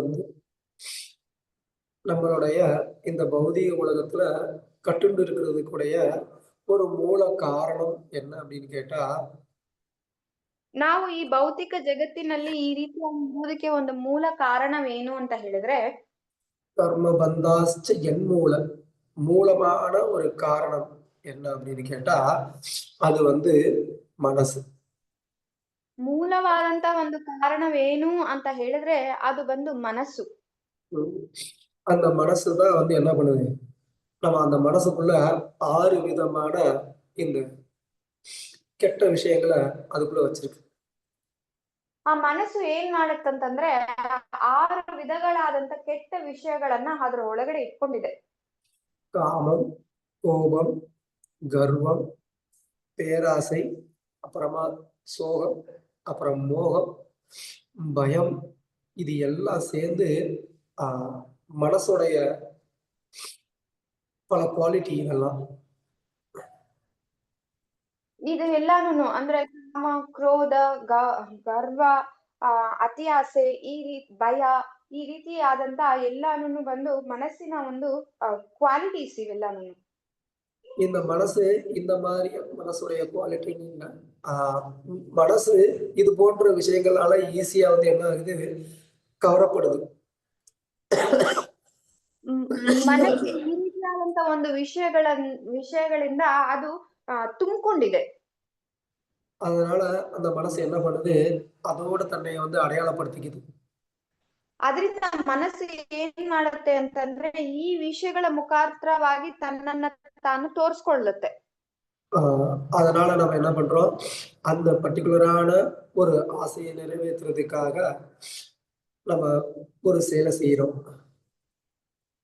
ಆದ್ರಿಂದ ನಾವ್ ಏನ್ ಮಾಡ್ತೀವಿ ಅಂತಂದ್ರೆ ಈ ರೀತಿಯಾದಂತ ಕೋರಿಕೆಗಳನ್ನ ನೆರವೇರಿಸ್ಕೊಳ್ಳೋದಕ್ಕೋಸ್ಕರವಾಗಿ ಒಂದು ಕಾರ್ಯವನ್ನ ಮಾಡ್ತಿರ್ತೀವಿ. கோபத்துக்காகன்னு ஒரு செயல் செய்யறோம். ಕೋಪ ಕೋಪ ಬಂದಾಗ ಕೋಪದಗೋಸ್ಕರವಾಗಿ ಒಂದು ಕಾರ್ಯವನ್ನ ಮಾಡ್ತೀವಿ. பேராசைக்காக ஒரு காரியம் பண்றோம். ಅತಿ ಆಸೆ ಇದೆ ಅಂತಂದ್ರೆ ಅದಕ್ಕೋಸ್ಕರ ಒಂದು ಕಾರ್ಯವನ್ನ ಮಾಡ್ತೀವಿ. அப்புறமா வந்துட்டு சோகமா இருக்கிறோம்னு சொல்லி அந்த சோகத்துல இருந்து வெளியில வர்றதுக்காக ஒரு காரியம் பண்றோம். ಈಗ ತುಂಬಾ ಶೋಕವಾಗಿದ್ದೀವಿ, ದುಃಖದಲ್ಲಿದ್ದೀವಿ ಅಂತಂದ್ರೆ ಅದರಿಂದ ಹೊರಗಡೆ ಬರೋದಕ್ಕೆ ಒಂದು ಕಾರ್ಯವನ್ನ ಮಾಡ್ತೀವಿ. பயத்துல இருந்து வெளியில வர்றதுக்காக சில காரியம் பண்றோம். ಭಯದಿಂದ ಹೊರಗಡೆ ಬರೋದಕ್ಕೆ ಕೆಲವೊಂದು ಕಾರ್ಯಗಳನ್ನ ಮಾಡ್ತೀವಿ. இந்த மாதிரி வந்து மனசு பல உணர்வுகளை வந்து வெளிப்படுத்தி அதுதான் நாம அதுல சாட்டிஸ்ஃபைட் ஆகணும் அப்படின்னு சொல்லி என்ன பண்ணுது, அதுக்காகவே நம்மளை வந்து செயல்பட வச்சுட்டு இருக்கு. ಅದರಿಂದ ಮನಸ್ಸು ಈ ರೀತಿಯಾದಂತ ವಿಷಯಗಳನ್ನ ಇಟ್ಕೊಂಡು ನಾವೇನ್ ಅನ್ಕೊಳ್ತಿದೀವಿ ಅದೇ ನಾವು ಈ ವಿಷಯಗಳನ್ನೆಲ್ಲಾನು ನಾವು ಸಂತೃಪ್ತಿ ಪಡಿಸ್ಕೊಳ್ಳೋದ್ರಲ್ಲಿ ನಾವು ಮುಳುಗಿದೀವಿ. அதுக்கே நம்மளுடைய வாழ்க்கை வந்து சரியா போகுது. ಈ ವಿಷಯಗಳನ್ನ ನಾವು ನೆರವೇರಿಸ್ಕೊಳ್ಳೋದ್ರಲ್ಲೇ ನಮ್ಮ ಜೀವನ ನಮ್ಗೆ ಸರಿ ಹೋಗ್ತಾ ಇದೆ. சோ அதனால ஒரு கட்டுண்ட ஜீவாத்மா என்ன பண்ணணும் அப்படின்னு சொன்னா, இந்த மனசோடைய பேச்ச அவர் வந்து கேட்கக்கூடாது. ಅದರಿಂದ ಈ ಬದ್ಧ ಜೀವಿ ಏನ್ ಮಾಡ್ಬೇಕು ಅಂತಂದ್ರೆ ಈ ಮನಸ್ಸಿನ ಮಾತನ್ನ ಕೇಳ್ಬಾರ್ದು. மன ஏவ மனுஷான காரணம் பந்த மோட்சயோ. இந்த மனசுதான் பௌதிகமான விஷயத்துக்கு மேல பற்றுதல் ஆகும்போது அது என்ன ஆகுது, நம்மளுக்கு இங்க பல பிறப்புக்கு அது காரணமா மாறிடுது.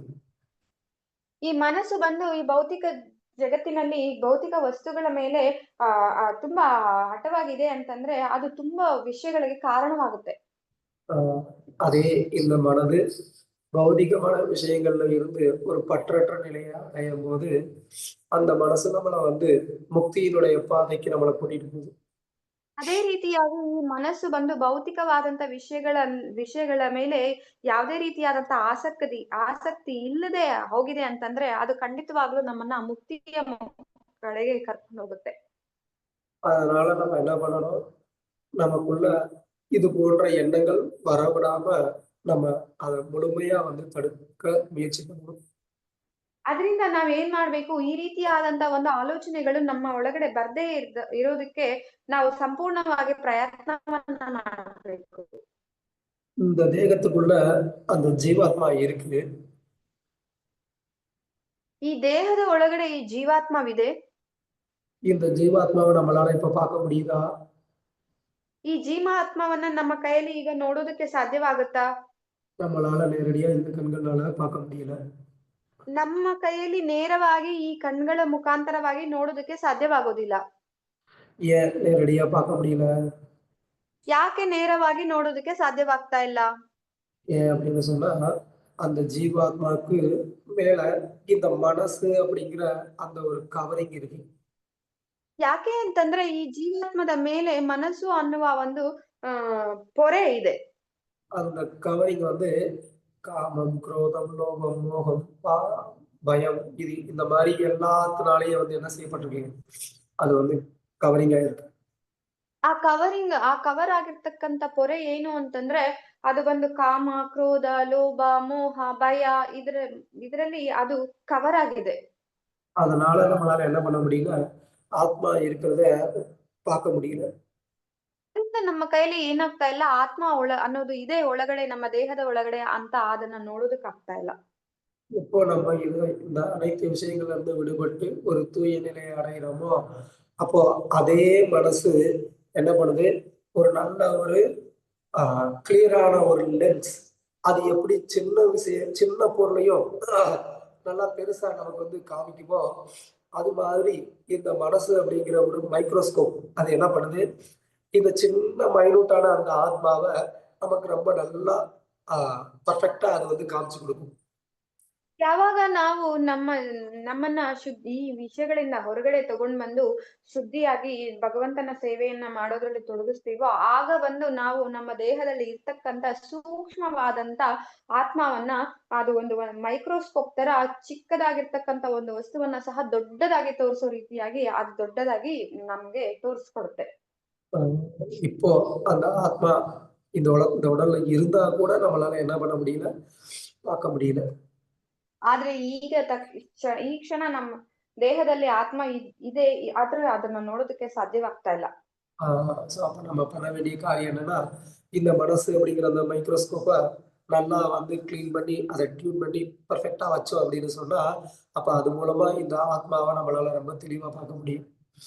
ಅದನ್ನ ನಾವು ಮಾಡ್ಬೇಕಾದ ಕಾರ್ಯವೇನು ಅಂತಂದ್ರೆ ಈ ಮನಸ್ಸು ಅನ್ನುವ ಒಂದು ಮೈಕ್ರೋಸ್ಕೋಪ್ ಅನ್ನ ಚೆನ್ನಾಗಿ ಕ್ಲೀನ್ ಮಾಡಿ ಅದನ್ನ ಪರ್ಫೆಕ್ಟ್ ಆಗಿ ಇಟ್ಕೊಂಡಿದೀವಿ ಅಂತಂದ್ರೆ ಆಗ ಇದ್ರ ಮುಖಾಂತರವಾಗಿ ನಾವು ಆತ್ಮವನ್ನ ನೋಡೋದಕ್ಕೆ ಸಾಧ್ಯವಾಗುತ್ತೆ.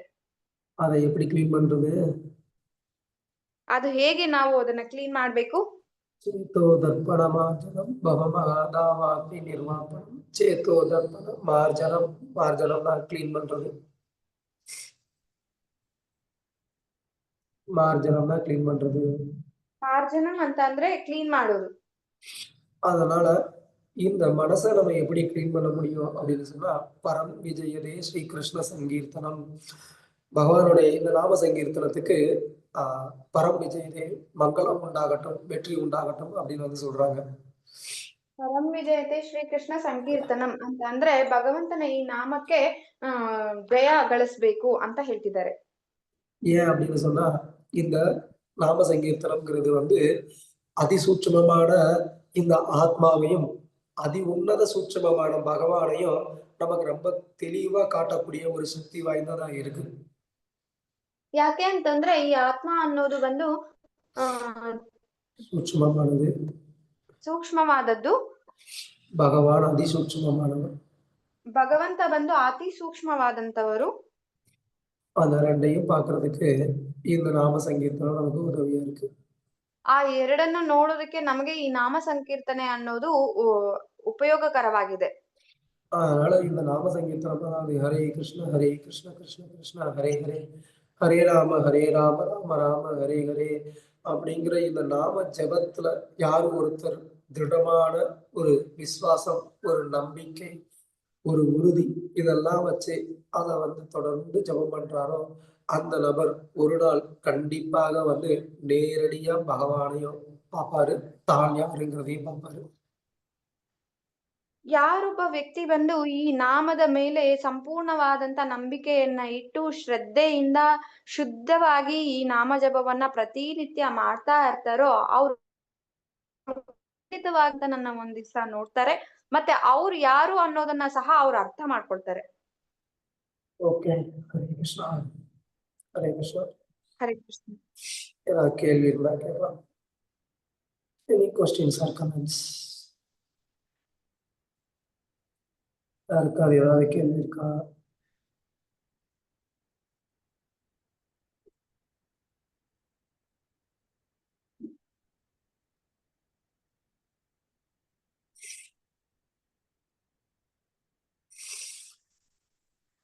ஹரே கிருஷ்ணா. சொல்லுங்க பிரபு. சொல்லுங்க. இப்போ இஸ்கான்னு சொல்லக்கூடிய கோலோகல விருந்தாவனமும் ஸ்ரீ சம்பிரதாயத்தில் சொல்லக்கூடிய வைகுந்தம் ரெண்டும் ஒன்றா மாறுபட்டது? ரெண்டு வேற வேற. வேறங்களா? ரெண்டுமே ஆன்மீக உலகம் தான். ஆனா வைகுண்டம்ங்கிறது வேற, கோலோக விருந்தாவனம்ங்கிறது வேற. கோலோகல விருந்தாவனம்ங்கிறது வைகுந்தத்துல கோலோகல விருந்தாவனம். மற்ற வைகுண்ட லோகங்கள் இருக்கு, அதெல்லாம் வேற. கோலோக விருந்தாவனம்ங்கிறது வேற.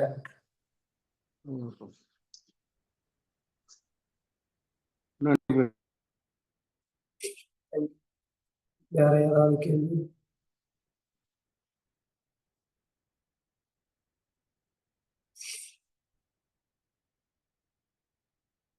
யாருக்கும் வேற எதுவும் கேள்வி இருக்கா? சொல்லுங்க.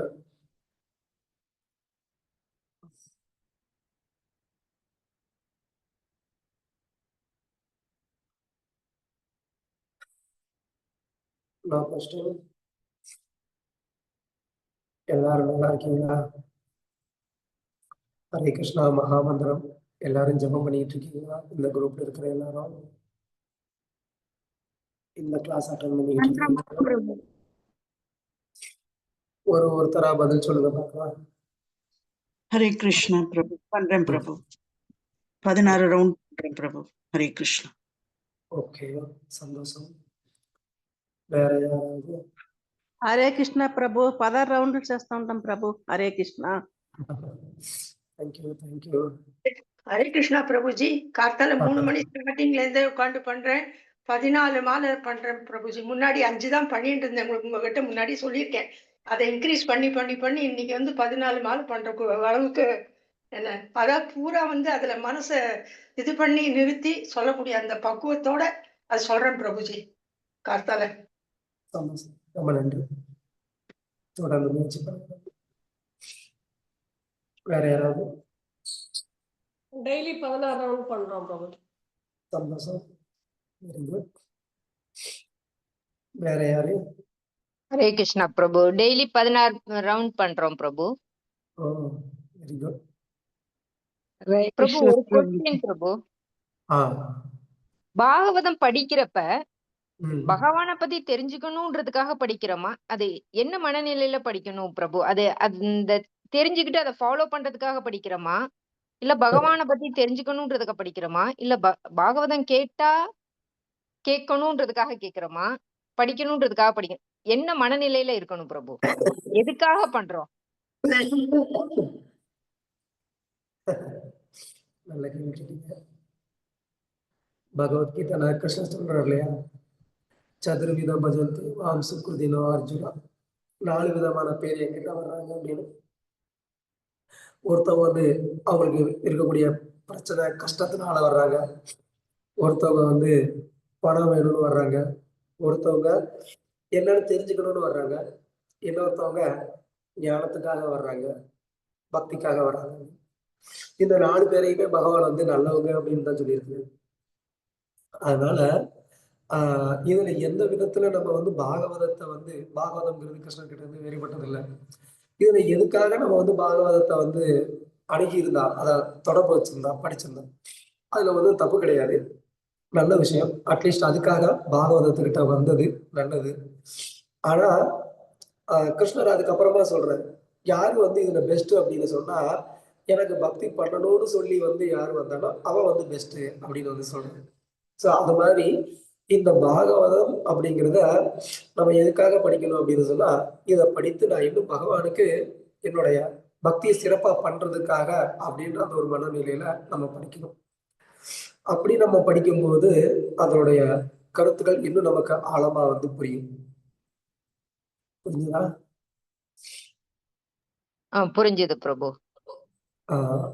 பொதுவாகவே எந்த ஒரு புஸ்தகமா இருந்தாலும் அதை வந்து பல கண்ணோட்டத்துல படிக்கலாம். இப்போ ஒரு வக்கீல் வந்து ஒரு புஸ்தகத்தை படிச்சாருன்னா, அந்த புஸ்தகத்தை படிக்கும் போதே அவர் படிக்கக்கூடிய அந்த கண்ணோட்டம் அப்படிங்கிறது வேற விதமா இருக்கும். ஒரு டாக்டர் படிச்சாருன்னா அவர் வேற விதமா இருக்கும். ஸோ அந்த மாதிரி பல கண்ணோட்டங்கள் நம்ம வந்து என்ன பண்ண முடியும், பாகவதத்தை படிக்கும் போது நம்ம அதுல வந்து வைக்க முடியும். ஆனா உண்மையான ஒரு கண்ணோட்டம் என்னன்னா, இந்த பாகவதம் அப்படிங்கிறது கிருஷ்ணரை எனக்கு கொடுக்கக்கூடியது அப்படின்ற அந்த ஒரு மனநிலையில கிருஷ்ணர் யாருன்னு எனக்கு சொல்லி கொடுக்கக்கூடியது, எனக்கு நான் தெரிஞ்சுக்கக்கூடியது அப்படின்னு நினைச்சு நம்ம படிக்கும்போது என்ன ஆகும், அப்போ கிருஷ்ணரை நம்ம அதுல எப்படி பாக்குறது, எப்படி புரிஞ்சுக்கிறது, நான் எப்படி பக்தி பண்றது, அது எல்லாமே அதுல இருந்து நமக்கு தெரிய வரும்.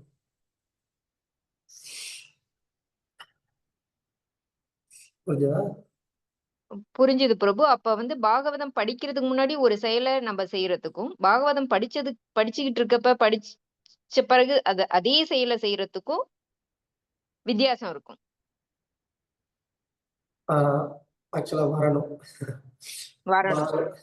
பாகவதத்துடைய அந்த ஞானம் கிடைச்சதுக்கு அப்புறமாவும் மாறுதல் வரலன்னா அப்ப சரியா அது வேலை செய்யலன்னு அர்த்தம் இல்லையா? அது ஒரு புக்கு மாதிரி படிச்சிருக்கோம், சாதாரண மத்த புக்கு மாதிரி படிச்சிருக்கோம். ரொம்ப சிம்பிள்.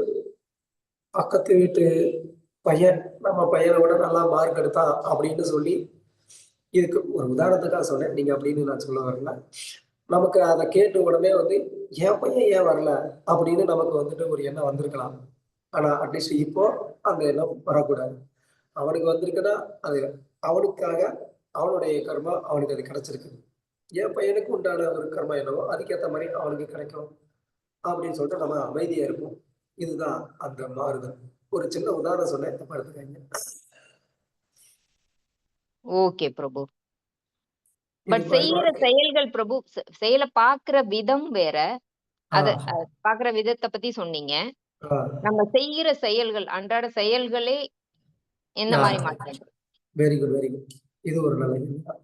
அந்த செய்யக்கூடிய செயல்கள்லயே நம்ம ஒன்னையும் வந்து பகவானுக்காகன்னு நம்ம பண்ண ஆரம்பிப்போம். நம்ம இதுக்கு முன்னாடி பண்ண செயல்கள் எல்லாமே வந்து ஒண்ணு நம்மளுடைய தேகத்துக்கானதா இருக்கும், இல்லைன்னா கணவருடைய தேகம், இல்லைன்னா குழந்தைகளுடைய தேகம், அதோடைய ஒரு நன்மை, சந்தோஷம், இதுக்கான ஒரு காரியங்கள் தான் நம்ம எல்லாமே பண்ணிக்கிட்டு இருந்திருப்போம். ஆனா இப்ப நம்ம பண்ணக்கூடிய செயல்கள் எல்லாத்துலயும் எப்படி பகவானை தொடர்பு படுத்திக்கிறது, எப்படி இதுல பகவானுக்கு சந்தோஷத்தை கொடுக்கறது அப்படின்ற அந்த ஒரு மனநிலையில நம்ம வந்து அந்த செயலை செய்வோம். புரிஞ்சதா? புரிஞ்சுது பிரபு. தேங்க்யூ பிரபு. ஹரே கிருஷ்ணா. வேற யாருக்காவது ஏதாவது கேள்வி இல்ல கருத்துக்கள், ஏதாவது தனிப்பட்ட முறையில ஏதாவது உங்களுக்கு சொல்லணும்னு விருப்பம் இருக்கா? உங்களுடைய ஜபத்தை பத்தி, உங்களுடைய சாதனா பத்தி, இல்லைன்னா something, anything you want to say, உங்களுக்கு ஏதாவது ஷேர் பண்ணணும்னு இருந்தா சொல்லுங்க. ஜபம் பண்றதுல ஏதாவது சிக்கல் இருக்கு, இல்லைன்னா பக்தி பண்றதுல ஏதாவது சிக்கல் இருக்குன்னு நினைக்கிறீங்கன்னா சொல்லுங்க. கிருஷ்ணா பிரபு, தெரிஞ்சதுதான். லெக்சர்ல கேக்குறோம், எல்லாம் சொல்றோம், படிக்கிறோம் பிரபு. பாகவதம் படிக்கிறேன், கேக்குறேன் எல்லாம். ஆனா அந்த புரிதல் அப்படின்றது வந்து ரியலைசேஷன், புரிதல்னா நம்ம அண்டர்ஸ்டாண்டிங் என்னும். பட் என்னை பொறுத்த வரைக்கும் அது அந்த இயரிங் அண்ட் லிசனிங்ல தான் இருக்கு. இன்னும் அண்டர்ஸ்டாண்டிங், அதுக்கப்புறம் ரியலைசேஷன் அப்படின்றது ஒண்ணு நடக்குமானே எனக்கு தெரியல பிரபு. புரியுது எதுக்கு நான் இதை சொல்றேன் அப்படின்னா, நம்ம அதை இன் லைஃப் பிராக்டிஸ் பண்ண முடியல, அதுக்கு சொல்றேன் பிரபு. அந்த புலன்களை கண்ட்ரோல் பண்ணதான் முடியல. சரி, எவ்வளவு டைவர்ட் பண்ணாலும் அது இந்த பூமராங் அடிச்சா போய் திரும்ப வருது பாருங்க. அந்த மாதிரி அந்த சிச்சுவேஷன்ஸ் வரும்போது கைமீறி போற மாதிரி இருக்கு பிரபு. அது என்ன பண்றதுன்னு எனக்கு புரியல பிரபு. ஹரே கிருஷ்ணன்.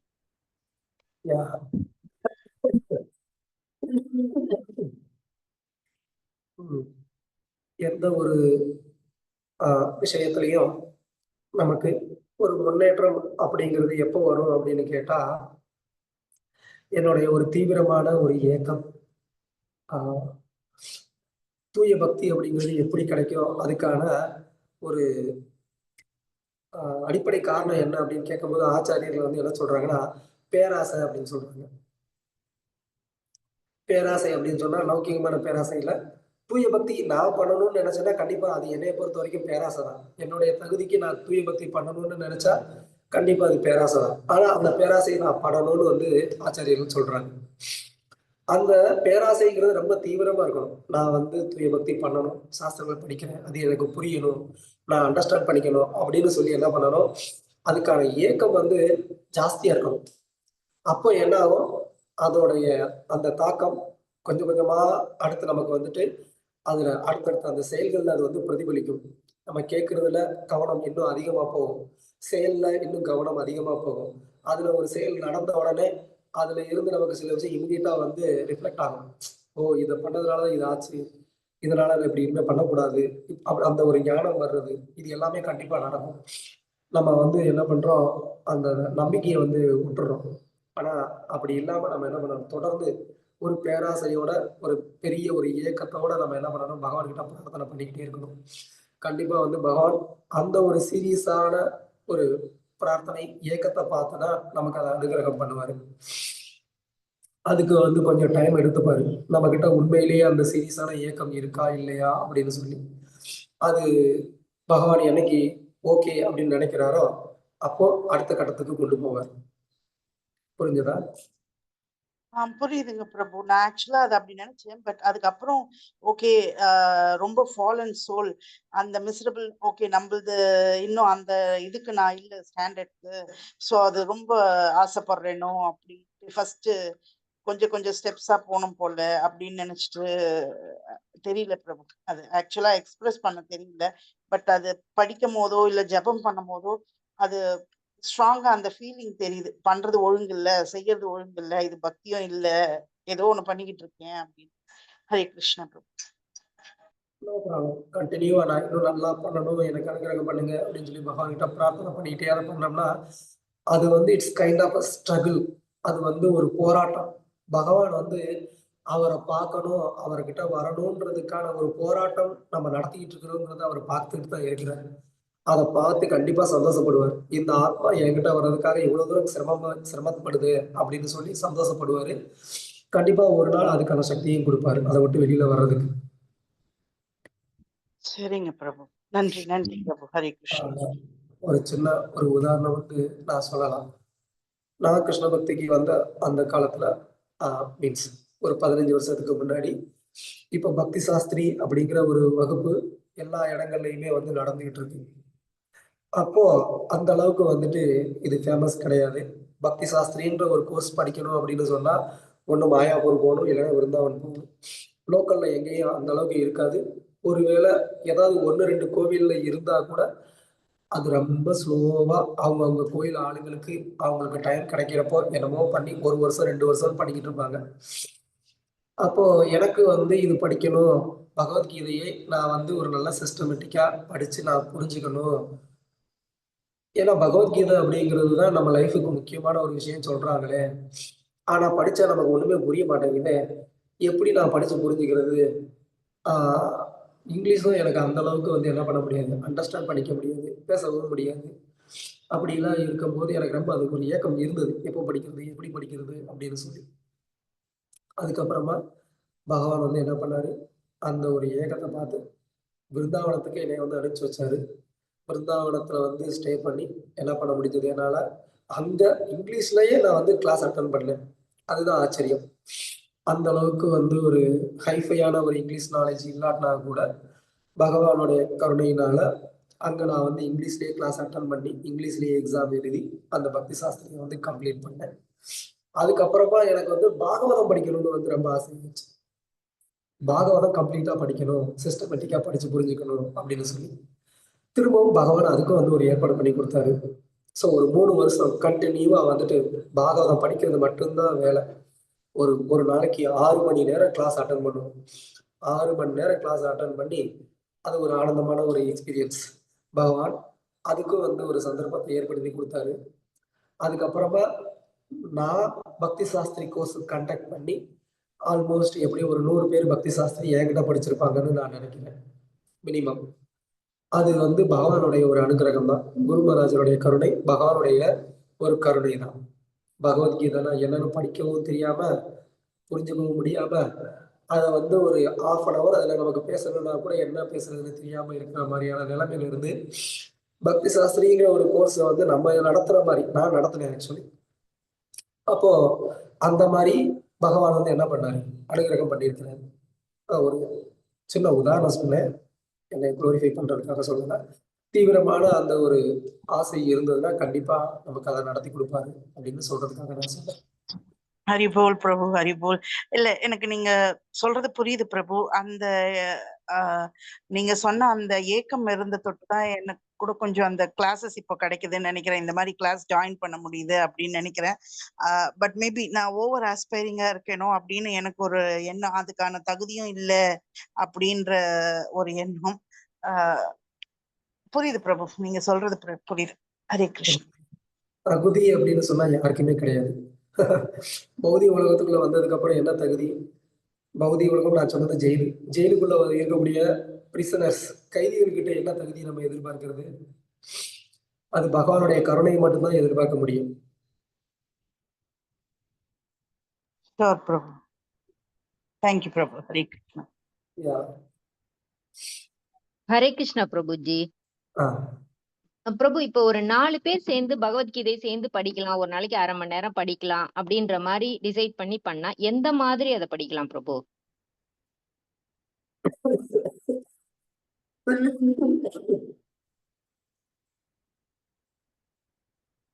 ஆக்சுவலா நீங்க சொல்றது வந்து எப்படி இருக்குன்னா, குழந்தைங்க ஸ்கூலுக்கு போவாங்க, வந்ததுக்கு அப்புறமா நடத்துற சப்ஜெக்டை ஒரு 4 பேர் சேர்ந்து படிப்பாங்க. அந்த குழந்தைங்க 4 பேர் சேர்ந்து படிச்சுக்கிட்டாங்கன்னா, அதுல அவங்களுடைய அண்டர்ஸ்டாண்டிங் எந்த அளவுக்கு இருக்குமோ, அதே மாதிரி தான் நம்ம ஒரு 4 பேர் சேர்ந்து படிச்சோம் அப்படின்னு சொன்னா, அதோடைய அண்டர்ஸ்டாண்டிங்கும் அந்த மாதிரி தான் இருக்கும். புரியுதா? ஓகே பிரபு. அதை நான் டிஸ்கரேஜ் பண்ணல. அது கூட நல்லதுதான். ஏன்னா அட்லீஸ்ட் வந்துட்டு நமக்கு பகவத்கீதை படிக்கணுங்கிற ஒரு எண்ணம் இருக்கு. அந்த ஒரு 1/2 மணி நேரத்தை நம்ம வந்து சரியா ஆன்மீகமான ஒரு முறையில நம்ம அந்த நேரத்தை வந்து யூஸ் பண்றோங்கிறதுல நல்லதுதான். அதுல தப்புன்னு கிடையாது. பட் அதுல நம்ம என்ன பண்ண முடியும்? ஜஸ்ட் நம்ம ரீட் பண்ணுவோம், கேட்போம், அவ்வளவுதான். அதுல அண்டர்ஸ்டாண்டிங் அப்படிங்கிறது நமக்கு அந்த அளவுக்கு எதிர்பார்க்க முடியாது. அப்ப என்ன மாதிரி படிக்கணும் பிரபு? எப்படி படிக்கணும்? சரி, முதல்ல நமக்கு படிக்கிறதை எப்படி படிக்கிறதுங்கிற ஒரு ஐடியா தெரிஞ்சாதான் நம்ம என்ன பண்ண முடியும், அந்த கண்ணோட்டத்துல நம்மளால வந்து படிக்க முடியும். அதுக்கு நமக்கு வந்துட்டு ஒரு சிஸ்டமேட்டிக்கான ஒரு ஸ்டடி தேவை. பகவத்கீதையில அதுல இந்த விஷயங்கள் இருக்கு, அப்போ அதை நம்ம இந்த கண்ணோட்டத்துல தான் பார்க்கணும் அப்படின்ற அந்த ஒரு பேசிக் ஐடியா வேணும். அது அந்த சிஸ்டமேட்டிக் ஸ்டடியில தான் நமக்கு கிடைக்கும். அதுக்கப்புறமா நீங்க வந்து தனியா படிச்சீங்கன்னா உங்களால என்ன பண்ண முடியும், அதுக்குள்ள இன்னும் வந்து உங்களால டீப்பா போக முடியும். பிரபு, எனக்கு ஒரு டவுட் பிரபு. இப்ப அந்த மாதாஜி கேட்டாங்க இல்லையா பகவத்கீதை படிக்கிறோன்னு. இப்போ பிரபுங்க டீச்சுக்காக என்ன கேக்குறாங்க அப்படின்னா, நீங்க பகவத்கீதை 1 டைம் படிக்கிறீங்களா கேக்குறாங்க. இப்போ நம்மளுடைய எல்லாரும் சேர்த்து பகவத்கீதை வாசித்தல் ஒரு ஒரு ஒரு ஒரு டைமும் பாகவத வாசித்தல் டைம் ஒரு டைம் பண்ணிருக்கோம். அப்ப குரூப் ஸ்டடிஸ் படிக்கிறாங்களே, அது கரெக்ட் தானே பிரபு? படிக்க வைக்கிறது எல்லாம் படிக்கிறது நான் அதான் சொன்னேன், அது எப்படி? அந்த படிக்கிறதுங்கிறது தப்பு கிடையாது. அது ஏதோ வந்து அந்த நேரத்தை வேற விதமா நம்ம செலவழிக்கிறத விட ஆன்மீகமா நம்ம அந்த நேரத்தை செலவழிக்கிறோம், கிருஷ்ண கான்சியஸ்ல இருக்கிறோங்கிறது வந்து நல்ல விஷயம்தான், இல்லைன்னு கிடையாது. பட் அதுல பிரபுபாதர் கொடுத்திருக்கக்கூடிய அந்த விஷயங்கள் நமக்கு இன்னும் நல்லா வந்து புரியணும் அப்படின்னு சொன்னா, நம்ம பிரபுபாதர்கிட்ட நல்லா ஆழமான அந்த பிரார்த்தனைகளை செய்து பிரபுபாதருடைய கருணையை எதிர்பார்த்து நம்ம வந்து படிக்கணும். ஒவ்வொரு பதத்தையும் பிரபுபாத் எனக்கு இதுல நீங்க என்ன சொல்ல வரீங்கிறத எனக்கு கொஞ்சம் நீங்க புரிய வைங்க அப்படின்ற அந்த ஒரு மனநிலையில நம்ம படிக்கும்போது கண்டிப்பா பிரபுபாதருடைய கருணை இருந்தாலே போதும். என்ன மாதிரி ஆளுங்களுடைய கருணை வேணும்னு அவசியம் கிடையாது. அவருடைய கருணையினாலேயே நம்மளால அந்த விஷயங்களை வந்து புரிஞ்சுக்க முடியும். பட் நமக்கு அந்த ஒரு இன்டென்ஸான ஒரு பிரேயர், அப்புறம் ஒரு ஃபெய்த் பிரபுபாதருக்கு மேல அது வேணும். ஏன்னா பிரபுபாதர் தானே அந்த புஸ்தகத்தை கொடுத்திருக்கிறாரு. அதனால அந்த ஆச்சாரியருக்கான ஒரு நம்பிக்கையும் அவர் மேல என்ன சொல்றது, அவருக்கு மேல ஒரு முழு நம்பிக்கை வச்சு நம்ம படிக்கும்போது கண்டிப்பா பிரபுபாதர் நமக்கு அதுல நிறைய விஷயங்களை சொல்லி கொடுப்பாரு. புரிஞ்சுதா? தேங்க்யூ குரு. ஹரே கிருஷ்ணா. சித்ரா மாதாஜி, அப்போ வந்து ஃபர்ஸ்ட் பகவத்கீதை நல்லா தெரிஞ்ச ஒருத்தர்கிட்ட இருந்து கத்துக்கணும். அதுதான் ஃபர்ஸ்ட் ஸ்டெப்னு சொல்றீங்க பிரபு. அப்படி எடுத்துக்கலாமா? ஒண்ணுமே செய்யாததுக்கு இதை செய்யறது ஓகே, பட் ப்ராப்பரா பண்ணணும் அப்படின்னா வந்து ஆல்ரெடி நல்லா தெரிஞ்சவங்க கிட்டே இருந்து கத்துக்கிட்டு அதுக்கப்புறம் வந்து சேர்ந்து படிக்கலாம் அப்படின்ற மாதிரி புரிஞ்சுக்கிட்டேன் பிரபு. கரெக்டுங்களா பிரபு? கத்துக்கிட்டேங்கிறத விட இப்போ நீங்க எல்லாம் உபன்யாசம் கொடுக்கும் போது பகவத்கீதை நாங்கெல்லாம் கேட்டுக்கிட்டோம் பிரபு. அப்ப கேட்டுட்டு இப்ப நாங்க படிக்கிறது கத்துதானே பிரபு? அப்படிதானே? இவங்க மாதாஜி அது மாதிரி யாராவது நினைச்சுட்டு போறாங்க பிரபு. அது கரெக்டா கொஞ்சம் எனக்கு சொல்லுங்க பிரபு. தேங்க்யூ பிரபு. ஹரே கிருஷ்ணா. அவங்க கேள்வி கேட்டுக்கிட்டு இருக்காங்க, நான் பதில் சொல்லிட்டு இருக்கேன். உங்களுக்கு ஏதாவது வந்து அதை ஆட் பண்ணனா அதுக்கப்புறமா வந்து சொல்லுங்க. அதாவது வந்து நம்ம புக்கு படிக்கும்போது முதல்ல நம்ம பண்ண வேண்டியது பிரபுபாதர்கிட்ட சின்சியரான ஒரு பிரார்த்தனை. அதை முதல்ல நல்லா ஞாபகம் வச்சுக்கோங்க, அதை விட்டுறாதீங்க. ஏன்னா நமக்கு இந்த பகவத்கீதையோ பாகவதத்தையோ கொடுத்தது பிரபுபாதர் தான். அதனால பிரபுபாதருடைய ஒரு கருணை இல்லாம நம்ம எந்த பெரிய ஒரு ஆள்கிட்ட இருந்து நம்ம கத்துக்கிட்டா கூட நம்ம என்ன பண்ண முடியும், அவங்க எந்த விதத்துல புரிஞ்சுக்கிட்டாங்களோ அந்த விதத்துலதான் நமக்கு சொல்லி கொடுப்பாங்க, அந்த விதத்துலதான் நாம வந்து கத்துக்க முடியும். பட் அட்லீஸ்ட் ஓகே, அதை விட்டுருங்க. இப்போ இன்னொன்று வந்து என்னன்னா, பிரபுபாதருக்கு மேல முழு அந்த ஒரு நம்பிக்கையை வைத்து நம்ம வந்து இந்த விஷயங்களை நான் சரியா புரிஞ்சுக்கணும்னு சொல்லி நம்ம பிரபுபாதர்கிட்ட பிரார்த்தனை செய்து நம்ம வந்து படிக்கும்போது, அப்ப கண்டிப்பா நமக்கு வந்து பிரபுபாதருடைய கருணை மூலமா அந்த ஒரு கைடன்ஸ் ஆனது நமக்கு கிடைக்கும். புரிஞ்சுதா? ஆமா பிரபு. ஸோ ஃபர்ஸ்ட் பிரபுபாதர்கிட்ட நல்லா பிரார்த்தனை பண்ணிட்டு நீங்க படிக்கிறத படிங்க. பிரபுபாதரே வந்து அடுத்த உங்களுக்கு அதுல என்ன மாதிரி புரிஞ்சுக்கணும், எந்த சங்கத்துல இருந்து கேட்டா இன்னும் நல்லா புரிஞ்சுக்க முடியுங்கிறத பிரபுபாதர் உங்களுக்கு ஹெல்ப் பண்ணுவாங்க. ஓகே பிரபு, ஆசைப்படுங்க, அதுக்கப்புறம் வழி காட்டுவாங்க சொல்றீங்க. அதாவது நம்மளுடைய ஆசை அப்படிங்கிறது வந்து சாஸ்திர ரீதியானதா இருக்கணும். அதாவது இப்போ இந்த பகவத்கீதையை புரிந்துக்கணும் அப்படிங்கிறதுக்கு பிரபுபாதருடைய கருணை கண்டிப்பா அவசியம் அப்படிங்கிறது நமக்கு நல்ல ஞாபகத்துல வச்சுக்கணும். நம்ம 4 பேர் சேர்ந்து படிச்சுட்டோன்றதுனாலயோ இல்லைன்னா யாராவது ஒருத்தர்கிட்ட இருந்து நான் கேட்டு படிச்சுட்டதுனாலயோ எனக்கு வந்து பிரபுபாதருடைய அந்த மூடு என்னங்கிறது எனக்கு புரிஞ்சிருச்சா அப்படின்னு நம்ம வந்து சொல்ல முடியாது. பிரபுபாதருடைய ரியல் மூடு என்ன அப்படிங்கிறத நம்ம தெரிஞ்சுக்கணும்னா அந்த புஸ்தகத்தை நம்ம படிச்சு பிரபுபாதரே நமக்கு அதை வந்து வெளிப்படுத்துறதுக்கு ஏற்ற மாதிரி நம்ம வந்து பிரார்த்தனை பண்ணணும். அப்போ கண்டிப்பா அது நடக்கும். புரிஞ்சுதா? ஓ புரியுது பிரபு. தேங்க்யூ பிரபு. ஹரே கிருஷ்ணா. ஹரே கிருஷ்ணா பிரபு. தண்டவத் பிரணாம் பிரபு. நாங்க இது மாதிரி கேக்குறோம், சில கிளாஸஸ் இப்படி அட்டன் பண்றோம், அப்புறம் அதை படிக்க முயற்சி பண்றோம் பிரபு. ஏன்னா நமக்கு சான்ஸ்கிரிட் கொஞ்சம் டிஃபிகல்ட் இல்லையா, அதனால நீங்க சொல்றத நம்ம படிக்க முயற்சி பண்றோம். இது வீட்டுல என்ன ஆகுதுன்னா, கூட இருக்கவங்க எல்லாம் நீங்க என்ன எப்ப பாரு நாள் ஃபுல்லா இதே பொழப்பா இருக்கிறீங்க அப்படின்னு நம்மள ஒரு டிஸ்கரேஜ் பண்ற மாதிரி பண்றாங்க பிரபு. அப்போ வந்து அவங்க முன்னாடி நம்ம படிக்க கூடாதுன்ற மாதிரி ஆயிடுது. அவங்க வீட்டை விட்டு போக மாட்டாங்க இப்போ வயசானவங்கன்னா. இல்ல அந்த மாதிரி நமக்கு எப்ப ஃப்ரீ ஆகுறோமோ அப்போ நம்ம படிக்கிறோம். அதுவே ஒரு நமக்கு அப்ப என்னன்னா இன்னும் நமக்கு உத்வேகம் வருது. எப்படியாவது படிச்சு நம்ம இன்னும் 4 ஸ்லோகம் சேர்த்து படிக்கணும் அப்படின்னு தான் வருது. குறைக்கணும்னு வர்றது இல்ல. இதெல்லாம் எப்படி இது பண்றதுன்னு ஒண்ணும் புரியல பிரபு. இல்ல, டிஸ்கரேஜ் பண்றவங்க என்ன பண்ணாலும் டிஸ்கரேஜ் பண்றதுக்கு ஆளுங்க இருக்கதான் செய்யறாங்க இல்லையா? நல்ல விதத்துல நம்ம வந்து சம்பாரிச்சு நம்ம பெரிய ஆள் ஆகுறோம் மட்டும் எல்லாரும் என்கரேஜ் பண்ண போறாங்களா? வீட்டுல இருக்கிறவங்களும் இல்லைன்னா வந்துட்டு சொந்தக்காரங்களும் பக்கத்துல இருக்கிறவங்களும் அதை பார்த்து சந்தோஷப்பட போறாங்களா? அதெல்லாம் ஏன் பண்ணிட்டு இருக்குது, அதெல்லாம் உனக்கு சரி வராது, விட்டுருன்னு தான் சொல்ல போறாங்க.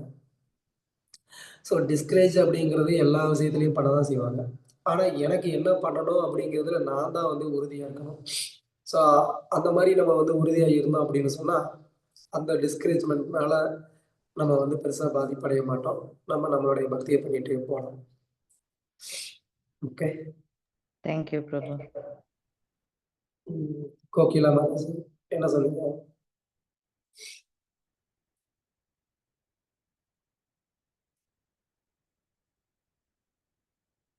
கோகிலா மாதாஜி. ஹரே கிருஷ்ணா பிரபு. மன்னிக்கணும் பிரபு, அவங்க டிரைவிங்ல இருப்பாங்கன்னு நினைக்கிறேன் பிரபு. அதாவது நாங்க வந்து இப்போ கிளாஸ் வந்து இது ராதாகிருஷ்ணா லோட்டஸ் பீட்ல இருந்து பகவத்கீதையும் படிக்கிறோம், எல்லாரும் சேர்ந்து வாசிக்கிறோம். அதே போல பாகவதம் வாசிக்கிறோம் பிரபு. திங்கட்கிழமையில இருந்து புதன்கிழமை வரைக்கும் பாகவதம் வாசிக்கிறோம். அப்புறம் வியாழன் வெள்ளி சனி பகவத்கீதை வாசிக்கிறோம் பிரபு. அதாவது ஒவ்வொருத்தரும் பேர் சொல்லி சொல்லி கூப்பிட்டு கொஞ்சம் கொஞ்சமா வாசிக்கிறோம் பிரபு. அப்படி வாசிக்கிறது சரியா அப்படின்னு கேக்குறாங்க பிரபு. கண்டிப்பா கரெக்ட் தான் நான் சொல்லிட்டேன். அதுல என்ன சந்தேகம்? பகவத்கீதை படிக்கிறது தப்புன்னு யாரும் சொல்லுவாங்களா? படிச்சுதானே ஆகணும். நம்ம கண்டிப்பா பகவத்கீதை பாகவதம் படிக்கிறதுக்கு நீங்க நேரம் கொடுக்குறீங்கன்னா அது எவ்வளவு தூரம் வந்து ஒரு உன்னதமான ஒரு விஷயம். பல காரியங்களுக்கு நடுவுல நீங்க இதுக்கு ஒரு நேரத்தை கொடுக்குறீங்க அப்படின்னா அதுவும் ரொம்ப நல்ல விஷயம் தானே. கண்டிப்பா வந்து தனிப்பட்ட முறையில நமக்கு படிக்கணும் அப்படின்னு சொன்னா அதுக்கு நமக்கு வந்து ஒரு விருப்பம் இருக்காது, ஆர்வம் வராது. நம்ம கொஞ்சம் படிப்போம், இல்லை ஒரு நாள் படிப்போம், அப்புறமா வந்து விட்டுருவோம். ஆனா இந்த மாதிரி ஒரு பக்தர்களா ஒரு குரூப்பா சேர்ந்து படிக்கும்போது நம்ம ஒருத்தருக்கு ஒரு என்கரேஜ் பண்ணி நம்ம எல்லாருமே வந்து சந்தோஷமா படிக்கிறதுக்கான ஒரு சூழ்நிலை அங்க ஏற்படுது. அதனால அது வந்து தப்புன்னு வந்து நான் சொல்ல வேண்டிய, அது நல்ல விஷயம்தான். நல்லா பண்ணுங்க, படிங்க. அதுதான் நான் சொல்றேன். நல்லா படிச்சு பிரபுபாதருடைய கருணையினால அதை இன்னும் நல்லா புரிஞ்சுக்கணும்னு சொல்லி பிரபுபாதர்கிட்ட வேண்டி நல்லா படிங்க. அவ்வளவுதான் நான் சொல்றேன். புரிஞ்சதா? ஹரே கிருஷ்ணா பிரபு, நன்றி பிரபு. அப்படி எல்லாரும் அந்த புரிதல் எல்லாருக்கும் வாசிக்கிற எங்க குரூப்ல எல்லாருக்குமே அந்த புரிதல் வரணும் அப்படின்னு சொல்லி நீங்களும் ஆசீர்வாதம் பண்ணுங்க பிரபு. ஹரே கிருஷ்ணா பிரபு, நன்றி பிரபு.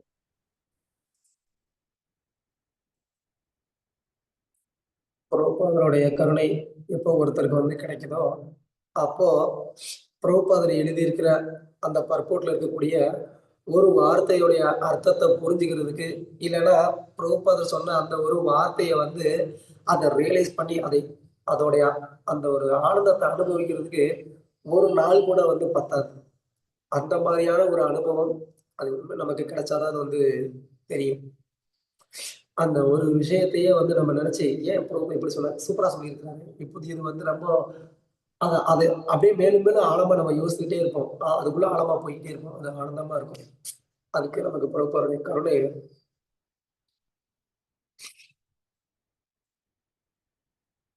புரியுதா? நன்றி பிரபு. ஹரே கிருஷ்ணா பிரபு, ஆசீர்வாதம் பண்ணுங்க பிரபு. ஹரே கிருஷ்ணா. எல்லாரும் கண்டிப்பா நல்லா புத்தகங்களை படிக்கணும் அப்படிங்கிறதா என்னுடைய ஒரே ரிக்வெஸ்ட். எல்லாரும் நல்லா படிங்க. கண்டிப்பா பிரபுபாதருடைய கருணை கிடைக்கும். வேற ஏதாவது கேள்வி இல்லை, கருத்துக்கள்? நன்றி பிரபு. ஹரே கிருஷ்ணா பிரபு. வேற யாருக்காவது ஏதாவது சொல்லணுமா? எனிதிங், உங்களுடைய ஜபம் இல்லைன்னா சாதனா, அதை பத்தி ஏதாவது நீங்க பேசணும்னு நினைக்கிறீங்களா?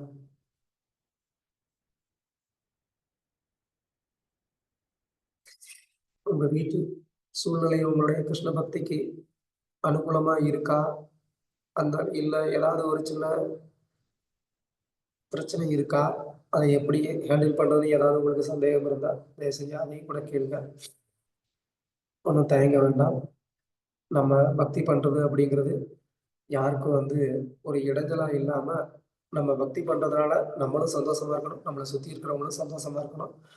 அந்த மாதிரியான ஒரு சூழ்நிலையை உருவாக்க வேண்டிய கடமை நமக்கு இருக்கு. நான் பக்திக்கு வந்துட்டேன் அப்படிங்கிறதுனால நான் மற்ற யாரையும் வந்து மதிக்க மாட்டேன், கேட்க மாட்டேன், அவங்களோட ஒத்துழைக்க மாட்டேன். அந்த மாதிரியான ஒரு மனநிலையை வளர்த்துக்க வேண்டாம்.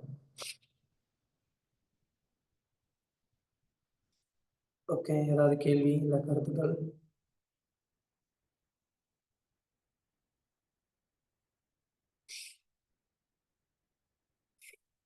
எதுவும் இல்லையா? Okay, thank you very much. Hare Krishna. நாளைக்கு சந்திப்போம். கிருஷ்ணா பிரபுஜி, நமஸ்காரம். Thank you Prabhuji. Thank you. Hare Krishna. Hare Krishna. Thank you Prabhu. Hare Krishna. நன்றி பிரபு. ஹரே ஹரே கிருஷ்ணா கிருஷ்ணா பிரபு. பிரபு. தேங்க்யூ பிரபு. ஹரே கிருஷ்ணா. தேங்க்யூ.